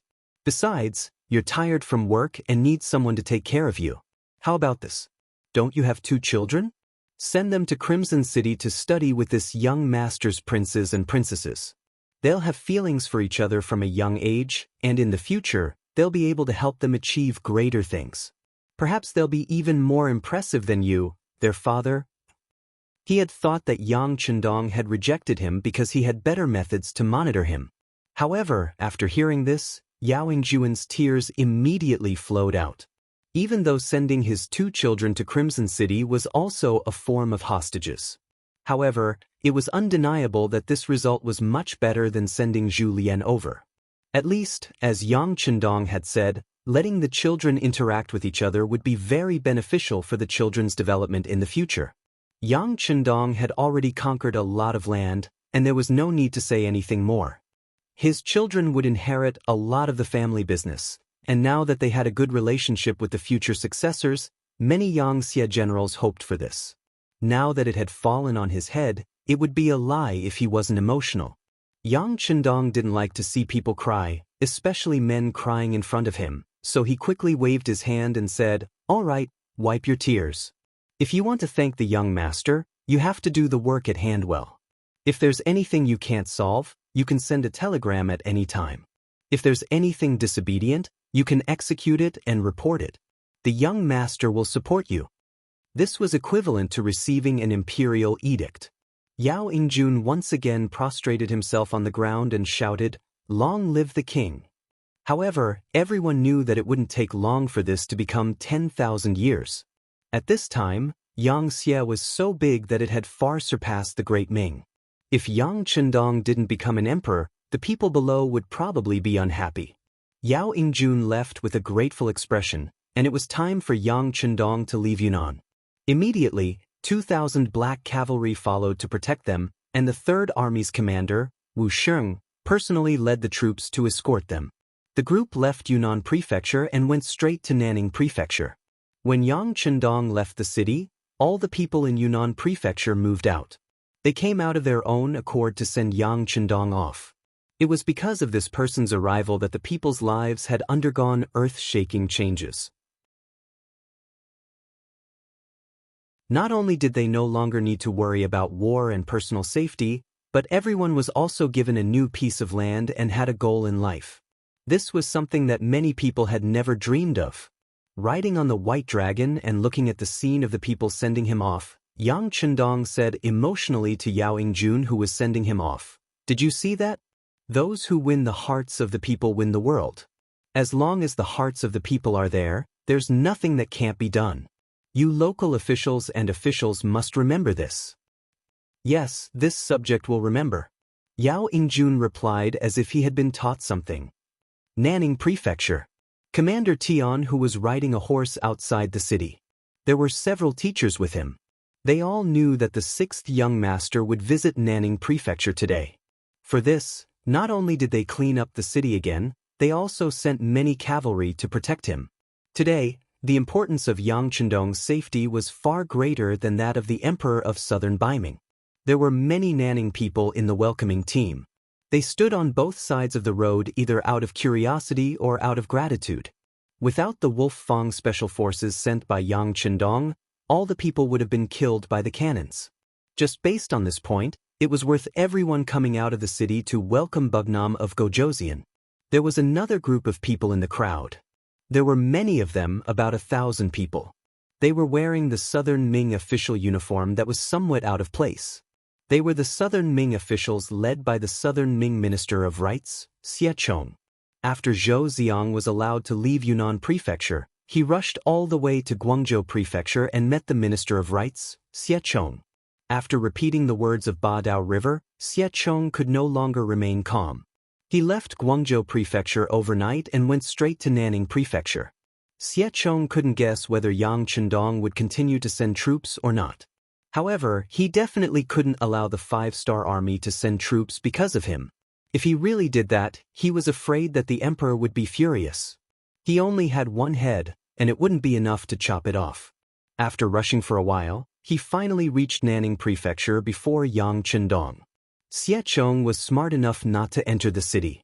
In order to express his attitude, he decided to wait here for Yang Chendong to enter the city first. Although it was said that Yang Chendong already had the intention of lowering his head, but thinking about it, Yang Chendong was Wu Nen Wang, who was recognized by the 2 emperors of the Great Ming Dynasty. It was not a big deal for a subject to be respectful to a king. Tian Hu and the others could understand why Xie Chong would appear here, especially when they saw that the Minister of Rites, who was so high and mighty, had to respectfully welcome their king at this moment. They felt even more honored. Didn't this also prove that the strength of the 5-star army was constantly rising? As everyone was looking forward to it, a black shadow finally appeared in the distance. Then, one after another, the bright 5-star army flag could be seen. It's Bugnam of Gojoseon. Everyone line up. Tian Hu saw that the troops were getting closer and closer, so he hurriedly shouted. This time, because Division Commander Xiao Feng was in Laizhou Prefecture supervising the construction of the harbor, he didn't rush to Nanning Prefecture. Thus, he became the boss here. If something went wrong, he would have to bear the main responsibility, so he couldn't help but be careful. Fortunately, the elite warriors of the world's #1 cavalry army were arranged everywhere, so safety shouldn't be a problem. About half an hour later, Yang Chendong's troops finally arrived in front of Nanning Prefecture's west gate.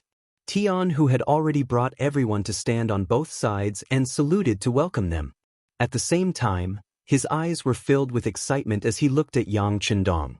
Although they hadn't been apart for long, without Yang Chendong's command, the world's #1 cavalry army seemed to have lost its soul and felt all kinds of uneasy.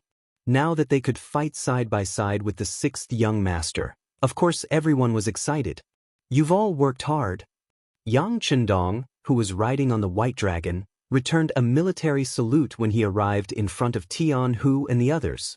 Then, his gaze seemed to intentionally look in Xie Chong's direction, but he ignored him and entered the city accompanied by Tian Hu and the others. In a distant corner, Vice Envoy Zhou Xiang said excitedly, Bugnam of Gojoseon saw us, he saw us. I know. What are you shouting for? What are you doing? Xie Chong also saw this scene, but he wasn't very excited. On the contrary, he felt that Yang Chendong cared about ignoring him, which made him feel very uncomfortable. However, when he thought about how his strength was inferior, what else could he do besides lowering his head? Finally, Yang Chendong, who was surrounded by people, entered the city. Xie Chong also tidied up his clothes and prepared to enter the city. Just now, not only did he see Bugnam of Gojoseon and Yang Chendong, but he also saw the might of the world's #1 cavalry army. It had to be said that this cavalry army not only had a large number of people, but they were also skilled in horse riding. Under their control, all the war horses didn't make any sound, and none of the war horses jumped out of the formation, which was very terrifying.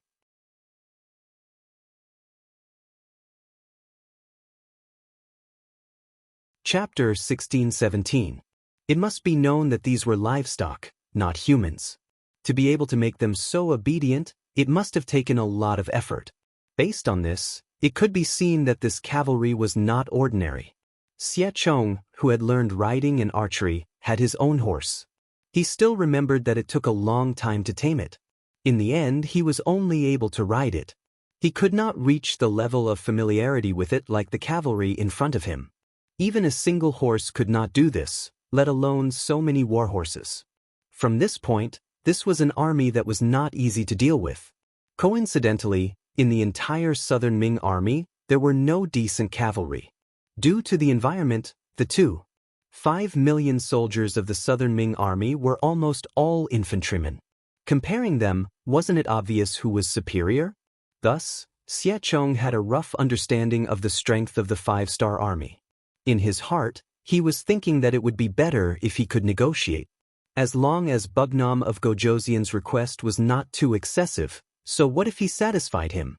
After all, if they really fought, the southern Ming army's chances of winning were too low. Yang Chendong naturally did not know that the world's #1 cavalry army's formation to welcome him would scare Xie Chong. After he entered the city, he stationed himself in the largest courtyard in the city. This was a place that Tianhu specially prepared for Yang Chendong to rest. The courtyard was very clean. There was a rockery, a garden, and a pond. The environment looked very good. You are considerate. After Yang Chendong roughly looked around the courtyard, he nodded to Tianhu in satisfaction. Then he said, "Go and arrange it. Let the southern Ming envoy come and see me." At this point, Yang Chendong did not intend to continue fighting with the southern Ming army. Since they were not fully prepared, they would stop fighting first. Of course, since he had the upper hand, he needed to ask for some benefits. He was also confident that the southern Ming army would agree to his request. Because compared to him, the other side was not prepared for war. Not fighting? Tianhu was shocked. After all, for a battlefield-killing god like him, if there was no war, it would not reflect their value. After asking this question, Tianhu was somewhat regretful. He should not have questioned such a big matter. Although he was Yang Chendong's student and was now the famous commander of the world's #1 cavalry army, there were some things that he could not ask. On the contrary, Yang Chendong did not show any dissatisfaction. Let's see what the southern Ming Empire's attitude is first. After all, everyone here is Han. It's best if we don't fight. To be able to give such an answer, Tianhu was already very satisfied. Then he said, "Tianhu's #1 cavalry." Although Yang Chendong had been the Bugnam of Gojoseon for more than 10 years, he was still unable to adapt to his current role. Therefore, he gave such an answer to Tianhu's question. If it was the two emperors of the southern Baiming or Zhu Huihua, they would definitely not answer this question. Tianhu moved quickly and quickly sent people to find Xie Chong and the others in the city. Then he led them to Yang Chendong's temporary residence. In the main hall, both sides were able to meet. Facing Xie Chong, Yang Chendong could not be so casual. He first sat on the main chair in the main hall. When Xie Chong appeared, the other party could only look up to see him. Southern Ming Ministry of Rights Minister Xie Chong greets Bugnam of Gojoseon. Ministry of Rights Left Assistant Minister Zhou Ziong greets Bugnam of Gojoseon. Dispense with the formalities. Yang Chendong raised his hand and said with a calm expression. Then, without saying anything, he asked directly, "Both of you, I heard that you are here to negotiate on behalf of the Southern Ming Imperial Court. What are your rules? Why don't you tell me everything?" Xie Chong was obviously not used to Yang Chendong's straightforward way of opening. Shouldn't both sides talk about their daily lives and friendship first before talking about business? Now, he was asking about the other party's trump card. Anyone with a bit of common sense in negotiations would not ask such a question. Did Yang Chendong not know how to negotiate? Of course not. Yang Chendong's political wisdom was not low. The reason why he said this was to create pressure on the other party and let them know that the initiative of the negotiation was in his hands. The use of the word negotiation made it even more obvious that the Yang faction and the Southern Ming Empire were on equal footing. It wasn't a matter of who was the subordinate of the other. Otherwise, there would not be such a term. Xie Chong was not used to Yang Chendong's rhythm and method. For a moment, he did not know what to say. Yang Chendong deliberately frowned. What? Did this prince misunderstand? You are not here to negotiate, but to declare war? All right, this prince understands your intentions. Please go back now.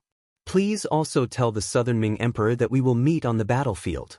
Come, send the guests out. Yes. Beta Persei at the side immediately said and prepared to step out. This action gave Xie Chong a fright. Although some words were easy to say and unpleasant to hear, he really was here to negotiate on behalf of the Southern Ming Empire. Especially before the Southern Ming Empire was ready for war, it was better not to fight this war. And if the war continued because of him, The emperor would not be appeased even if he was killed. No, no, Bugnam of Gojoseon misunderstood. We are indeed here to negotiate. Siechong knew that he could not continue pretending. In order to complete his mission, he had no choice but to lower his head at this moment. From the moment he said this, it also proved that he recognized Yang Xie and the Southern Ming Empire as existences on the same level. Alright, then tell me your thoughts. Yang Chendong wanted this kind of rhythm. Facing the somewhat aggressive Yang Chendong, Siechong found that the words he prepared before could not be used. For example, the words that insisted that Yang Chendong was still a subject of the Great Ming Empire could not be said. This was because the other party was not afraid of war at all. On the contrary, he was the one who was afraid of war. However, there were still some words that needed to be said. Under Yang Chendong's guidance, Siechong opened his mouth. Prince Bugnam of Gojoseon, Emperor Ingzong's intention is to allow you to establish a new power outside of the Southern Ming Empire. The Southern Ming Empire's imperial court will recognize the existence of this new power. However, the current Yunnan, Guizhou, and Guangxi must be returned to the Southern Ming Empire. This includes the captured Shiping King Mu Bin, Sansheng King Zhu Huifu, and the others. Also, enough. Just by listening to the beginning, Yang Chendong knew that the Southern Ming Empire did not see how powerful he was. At this moment, they were still holding on to unrealistic fantasies. Did they really think that he was just a king with a different surname and did not dare to fall out with the Southern Ming Empire? Yang Chendong did not make a move now because he was not fully prepared. He did not want more Han people to lose their homes and lives because of war. This was not because he was afraid. On the contrary, if he was really angered, even if he made a move now, he could guarantee that he would win this war. Moreover, the 5-star army would definitely obtain the final victory. At most, he would have to pay a higher price and more Han people would die. It was because he considered the safety of the civilians that Yang Chendong decided to temporarily stop advancing. However, this did not mean that he was afraid. If Zhu Qixin had such thoughts, then there was no need for this peace talk. Siechong's expression turned a little ugly when he was rejected after just 2 sentences. However, considering that the 5-star army was at its peak, he suppressed the anger in his heart and said, "However, I wonder what Bugnam of Gojoseon's intentions are?" This prince's intentions? It's very simple. As long as the Southern Ming Empire agrees to these requests, our Yang Xie army will stop advancing and guarantee that we will not invade. Oh? This lowly official is willing to listen to Bugnam of Gojoseon's intentions. Hearing that the 5-star army would stop advancing, Siechong was also interested. As for the so-called conditions, there was nothing to lose by listening to it first, right? Moreover, since you have brought up the conditions, we can discuss them later. Let's not talk about whether we can come to an agreement or not. At least, there was one point that could be delayed for a while. As such, under the gazes of Siechong and Zhou Xiong, Yang Chendong opened his mouth. This war was originally planned by your Southern Ming Empire. Don't deny it. If it wasn't for your tacit approval, Zhu Huiqiu wouldn't have had the guts to attack my Liangshan. Shiping King Mu Bin wouldn't have sent his men to kill this prince without orders and then personally led his troops to attack this prince. Also, the cannons used to attack this prince were also transported from your Southern Ming kingdom, right? This should be enough to prove everything. All along, this prince has scrupulously abided by the duties of a subject. Even if the 5-star army was extremely powerful and wiped out all the foreign races around the Great Ming Empire, this prince still respected the Great Ming Empire greatly. Not only did this prince not have the intention to attack, but this prince also provided large amounts of food to the imperial court. Furthermore, the price was so low that this prince had to use money to subsidize it. However, on the other hand, how did you treat this prince? Blindly wanting to kill this prince? Speaking of this, it really makes one's heart cold. Although it is said that if the ruler wants the subject to die, the subject has no choice but to die, this prince has done so many things for the Great Ming Empire. Even back then at the Tuma Castle, if this prince did not make a move, Ingzong would have already met with disaster. Since this is the case, this prince has already done his duty as a subject. Now that the ruler wants to kill this prince, then this prince will live for himself this time. When these words entered Xie Chang's ears, he couldn't help but lower his head. Many of the things that Yang Chendong had accused the Southern Ming Empire of were true. If they really wanted to make a fuss about it, then the Southern Ming Empire had indeed let down Yang Chendong. This was because all along, Yang Xie had always been the party that paid the price, and the Southern Ming Empire was the party that received benefits. However, the result now was that Yang Chendong had to die. This was too much of a bully. If Xie Chong had Yang Xie's powerful strength, he would probably not be able to resist jumping up and opposing the Southern Ming Empire.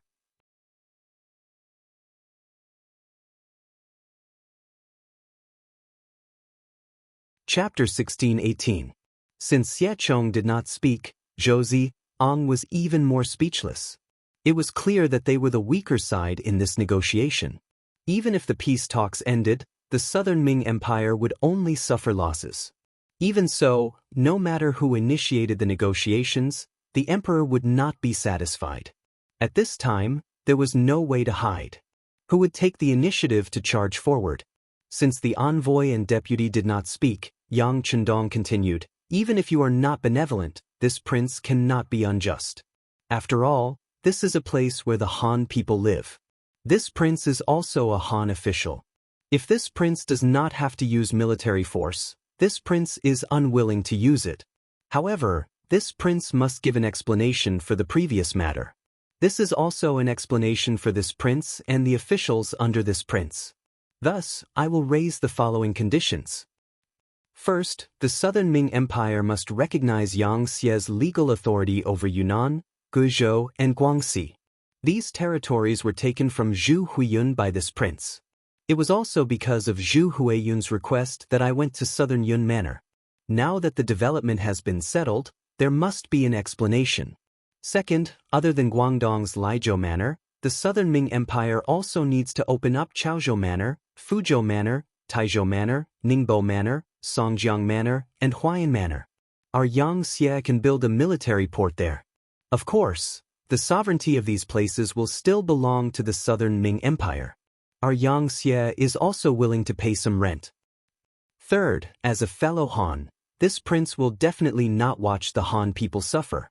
If the Southern Ming Empire's policies or the officials do not care for the people, causing some people to want to leave the Southern Ming Empire for our Yang Xie, the Southern Ming Empire will not stop them. We should respect the people's choice. If someone tries to stop them, then I, Yang Xie, will reserve the right to send troops to rescue them. Fourth, Yang Xie is willing to continue trading with the Southern Ming Empire. However, the Southern Ming Empire must guarantee the safety of the Yang Xie merchants. If something happens to them, Yang Xie will also reserve the right to send troops to rescue them. Fifth, for the prosperity of trade, Yang Xie is permitted to open banks in the Southern Ming Empire. Of course, we will pay the taxes that should be paid on time. However, if someone has designs on the bank, then we will also protect the right to rescue them. Sixth, due to the bad weather this year, the grain harvest in the Yang Xie region is poor, and the price of grain will increase by 30%. In some remote areas, the price of grain may increase by 40% to 50%. I hope that the Southern Ming Imperial Court can understand this. After all, the price of rations will be higher if there is less. This kind of thing has happened many times. 7. Yang Xie is willing to have more exchanges with the Southern Ming Empire. After the various ports are built, Yang Xie will have specialized passenger ships to open up the waterway from Qiqian City to the Southern Ming Empire. At that time, if the Southern Ming Empire is willing to send people to Qiqian City for inspection, they can apply first. After they pass the inspection, they can enter Yang Xie's land to study and learn. 8. Yang Xie. Yang Chendong already had a draft in his mind. Things came out of his mouth one after another, and his requests also increased.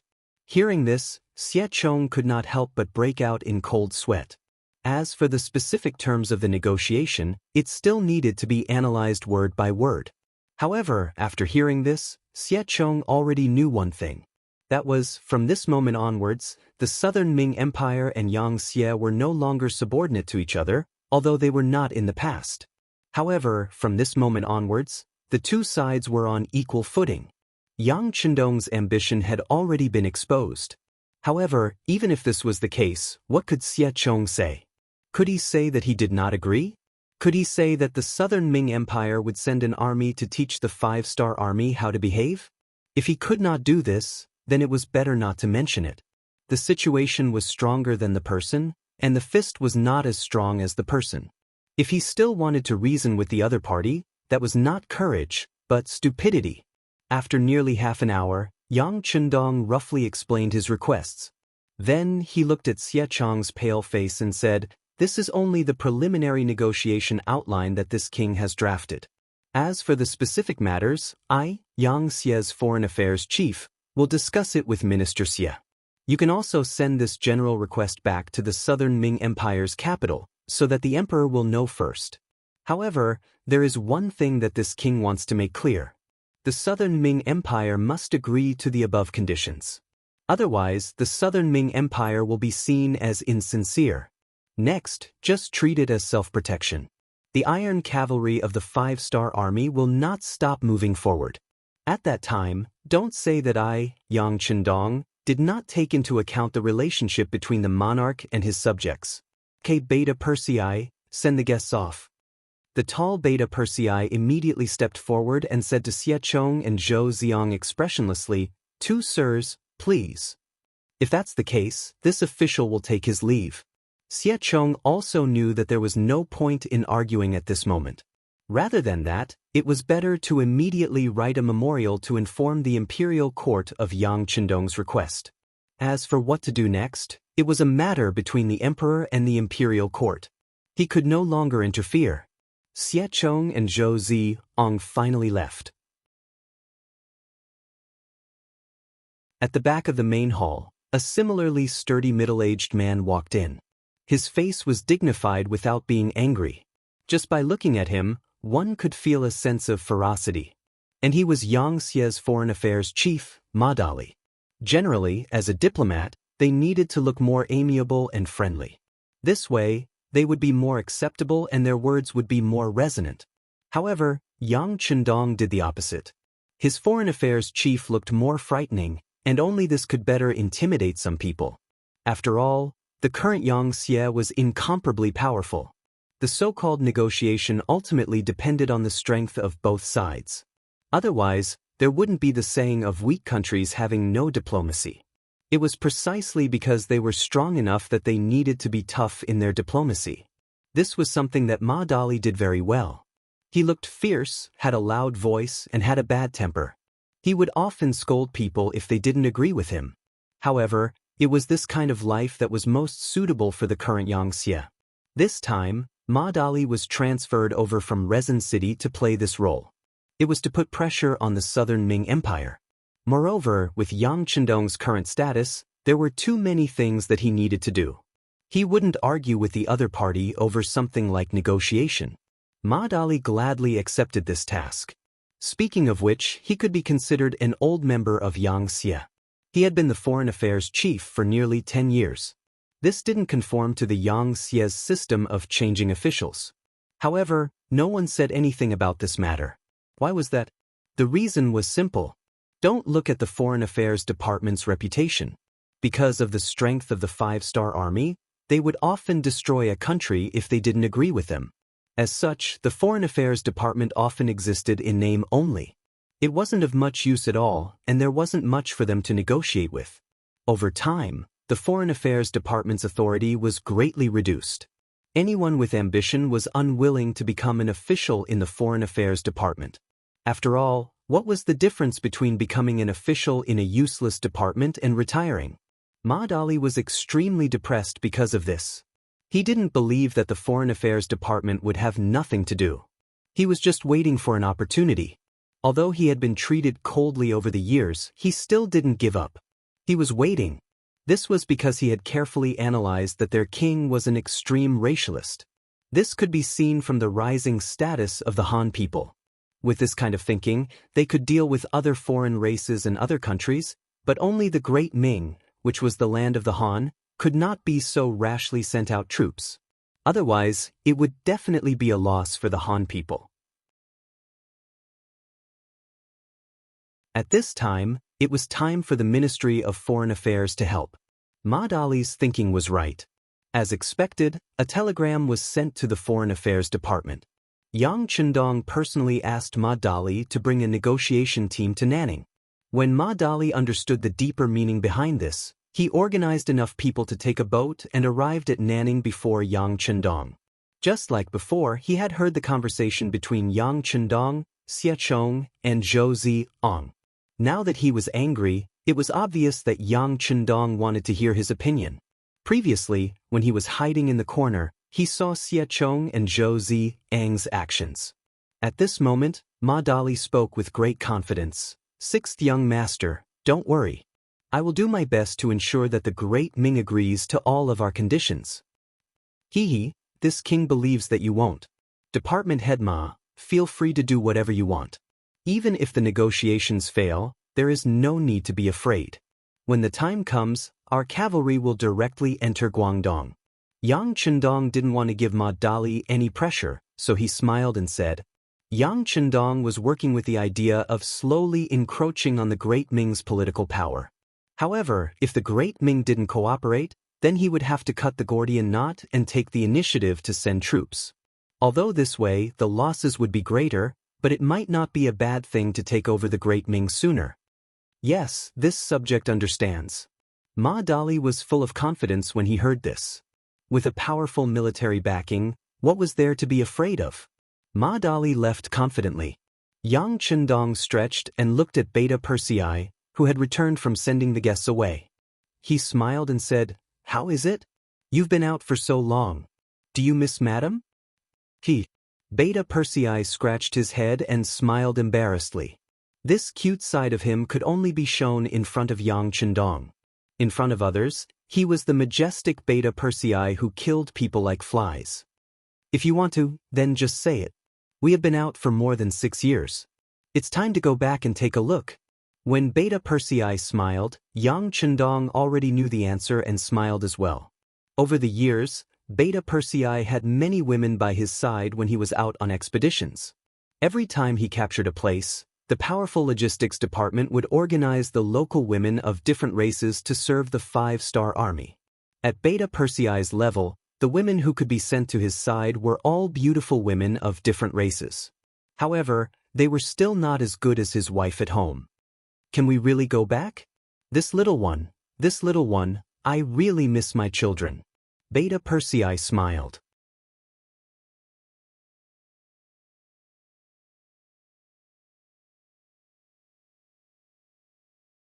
Chapter 1619. If you miss your wife, just say so. Yang Chendong chuckled, then waved his hand and said, "Okay, tell the Black Cavalry to pack up. The ship that will take us back to Chichen City should arrive at Laizhou Prefecture soon. We'll ferry home from there." Yang Chendong was going back to Chichen City. He had been out for more than 6 years. This might not be a big deal for a general who had fought in all directions, but for Bugnam of Gojoseon, Yang Chendong, who was the leader of a force, it was really commendable to do this. After learning the news, Tian Hu and the others naturally did not say anything. They just met Yang Chendong and promised to maintain the status quo, and then respectfully sent Yang Chendong out of Nanning Prefecture to Laizhou Prefecture.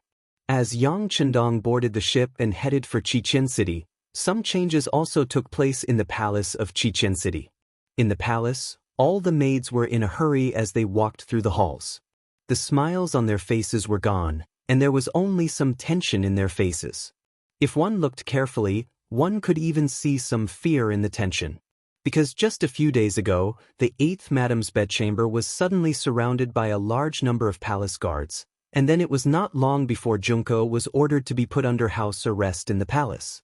Not only that, all the maids in the palace were taken away, and then there was gossip that those maids were taken to the musical house, and then there would be very miserable sounds coming from there from time to time. The palace of the 8th Madam, which was originally lively and full of vitality, became silent. Except for the 8th Madam, Junko, and Princess Yang Xian, no one was spared, and all of them disappeared in the palace. The maids in the palace were a new batch, and it was said that they were sent by the princess, Queen Hu Yen, and they were responsible for monitoring Junko's every move. Since ancient times, the harem and the previous dynasty had a close relationship, which could not be cut off at will. Because in many cases, some things in the harem also represented some kind of signal. The harem could affect the previous dynasty, and the previous dynasty could also affect the harem. The 8th madam was suddenly put under house arrest. Although the news was not publicly spread, some officials in Chichen City still knew about it. After all, it was so big that it was impossible for people to ignore it. In the original palace of Bugnam of Gojoseon, everyone got along very well. The princess, Hu Yen, was educated and polite, and she was not a troublemaker. Although the other madams had different temperaments, most of them were born poor, and they wanted to fight in the palace. They did not have any clever means. More importantly, as the main character, Yang Chendong had not been in the Wangfu all these years. If they really wanted to fight, who would they fight for? Therefore, the harem of the harem in Bugnam of Gojoseon Earth was the most peaceful palace. Nothing had happened in all these years, but they never expected that this incident would be so big. They didn't even give a reason to the outside world. The princess consort suddenly took action, and the 8th madam was put under house arrest. Of course, the so-called not giving a reason was because it was not publicly known, but most of the officials knew what was going on. That is, the 8th madam, as a native of Japan, had pleaded with Bugnam of Gojoseon for the survival of the ninjas in her country. No matter what the reason was, at least in the eyes of outsiders, Junko had a part to play in it. But now, the ninjas suddenly rebelled. Although they failed to assassinate Yang Chendong under the rock, their betrayal was exposed. The other 2 special ninjas, Kitamura and Yui Suzuki, also disappeared from the ninja base. This sudden disappearance of them from the 5-star Army's line of sight was enough to explain everything. They were now synonymous with danger and betrayal.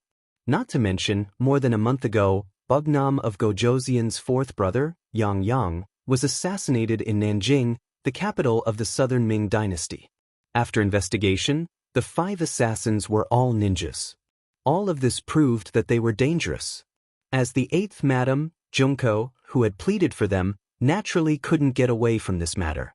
The 8th madam was placed under house arrest, which made the palace that was usually very lively became silent. In a restaurant outside the Wang mansion, 2 middle-aged men were sitting and drinking. Because of their arrival, the entire floor they were in had been cleared. To be able to possess such authority, it was rare to see such a person in Crimson City. After all, this was the place where Wu Nanking's royal city was located. To put it in an exaggerated manner, the number of officials here was more than half of the entire Yang clan's territory. When there were too many officials, their power was naturally not that strong. But if one knew the identity of these 2 middle-aged men, then this matter was not strange. Everything was because these 2 had the surname Yang. One was called Yang Wu, and the other was Yang Lu. That's right, these 2 were servants of the Wunan family. In the entire Yang family, there were only 5 such family retainers. They belonged to the group of people who had followed Yang Chendong from the very beginning. Now, any one of them was a person of high status and power. Many times, their words were even more influential and effective than some of the Yang faction's chiefs. Now, these 2 servants were sitting together and talking about things.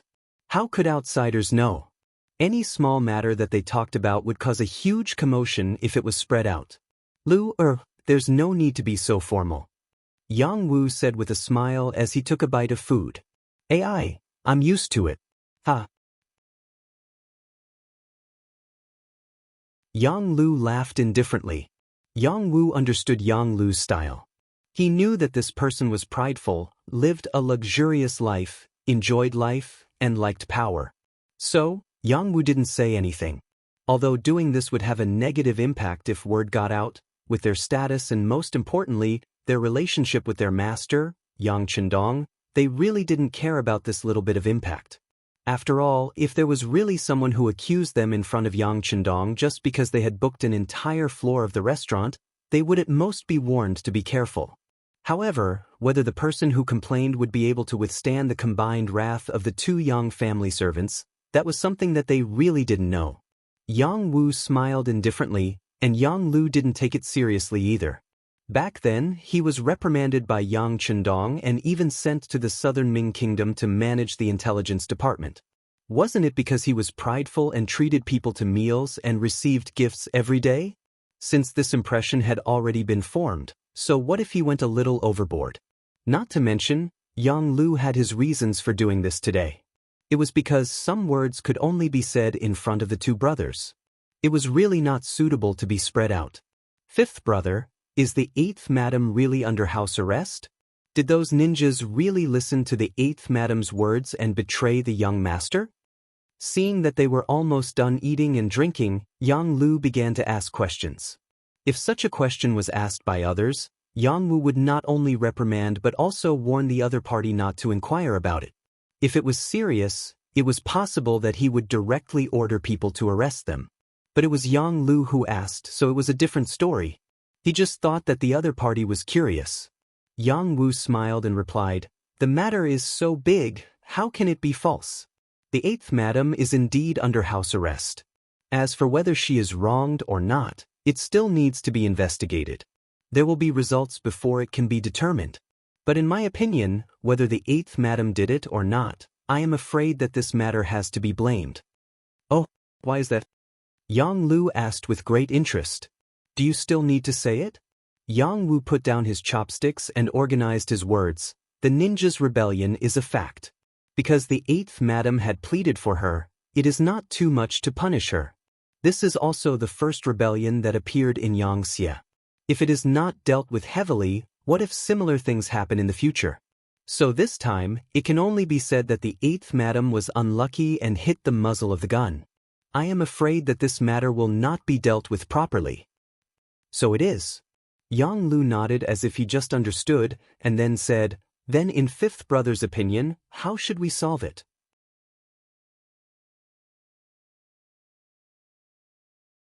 "We can't send the eighth madam to the death row, right? Who knows, the young master has already returned by boat. Everything depends on the young master's decision." Although Yang Wu said that he was in Kaisen City all year round, and even the safety of the palace was under his control, he did not dare to say anything about this kind of thing. This was the young master's family matter. As a servant, he only needed to obey and not do anything. "That's right, the young master will be back soon. Everything will be done according to the young master's wishes." Yang Lu's eyes flashed with a light that no one could see, as if there was a hidden meaning in his words. But at this moment, Yang Wu obviously did not understand it. Instead, he thought of another thing. He smiled and patted Yang Lu on the shoulder and said, "Lu, this time you saved the fourth master. You have made a great contribution. This time, the young master will definitely reward you when he comes back. Maybe he will give you a good job. Have you thought of where to go?" This time, it was precisely because of Yang Lu's timely appearance that he was able to save the life of the fourth master, Yang Yanghe. With this, Yang Chendong would definitely give him a good job. This was also the reason why Yang Wu said this. Let's see how the young master arranges it. Even if he sends me back to the southern Ming dynasty, I am a servant, everything will be done according to the master's wishes." Yang Lu replied magnanimously. "That's right, as a servant, we should have this kind of awareness. Come, let me give you a toast." Yang Wu smiled satisfactorily. In his eyes, his sixth brother had changed, he had become more mature. This was a good thing. They were both servants, they had trained together, they had risked their lives together. He sincerely hoped that he could become better. Yang Chendong returned to Kaisen City. He left in 1460 and came back 6 or 7 years later. After almost 7 years, he once again stepped on the new pier of Kaisen City. The accompanying Black Knights and Dragon Guards were also excited. Like Yang Chendong, they were also returning to their homeland after nearly 7 years. They were also humans and had their own feelings. Now that they could finally reunite with their families, everyone had a happy smile on their faces. You're tuning in to the Passion Pages YouTube channel. We're so grateful for your support, and don't forget to subscribe to join us on this incredible journey through captivating stories. Your generosity through donations truly makes a world of difference, as it's the primary source of revenue that allows me to expand and enhance this channel for you. Thank you from the bottom of my heart for being a part of this adventure.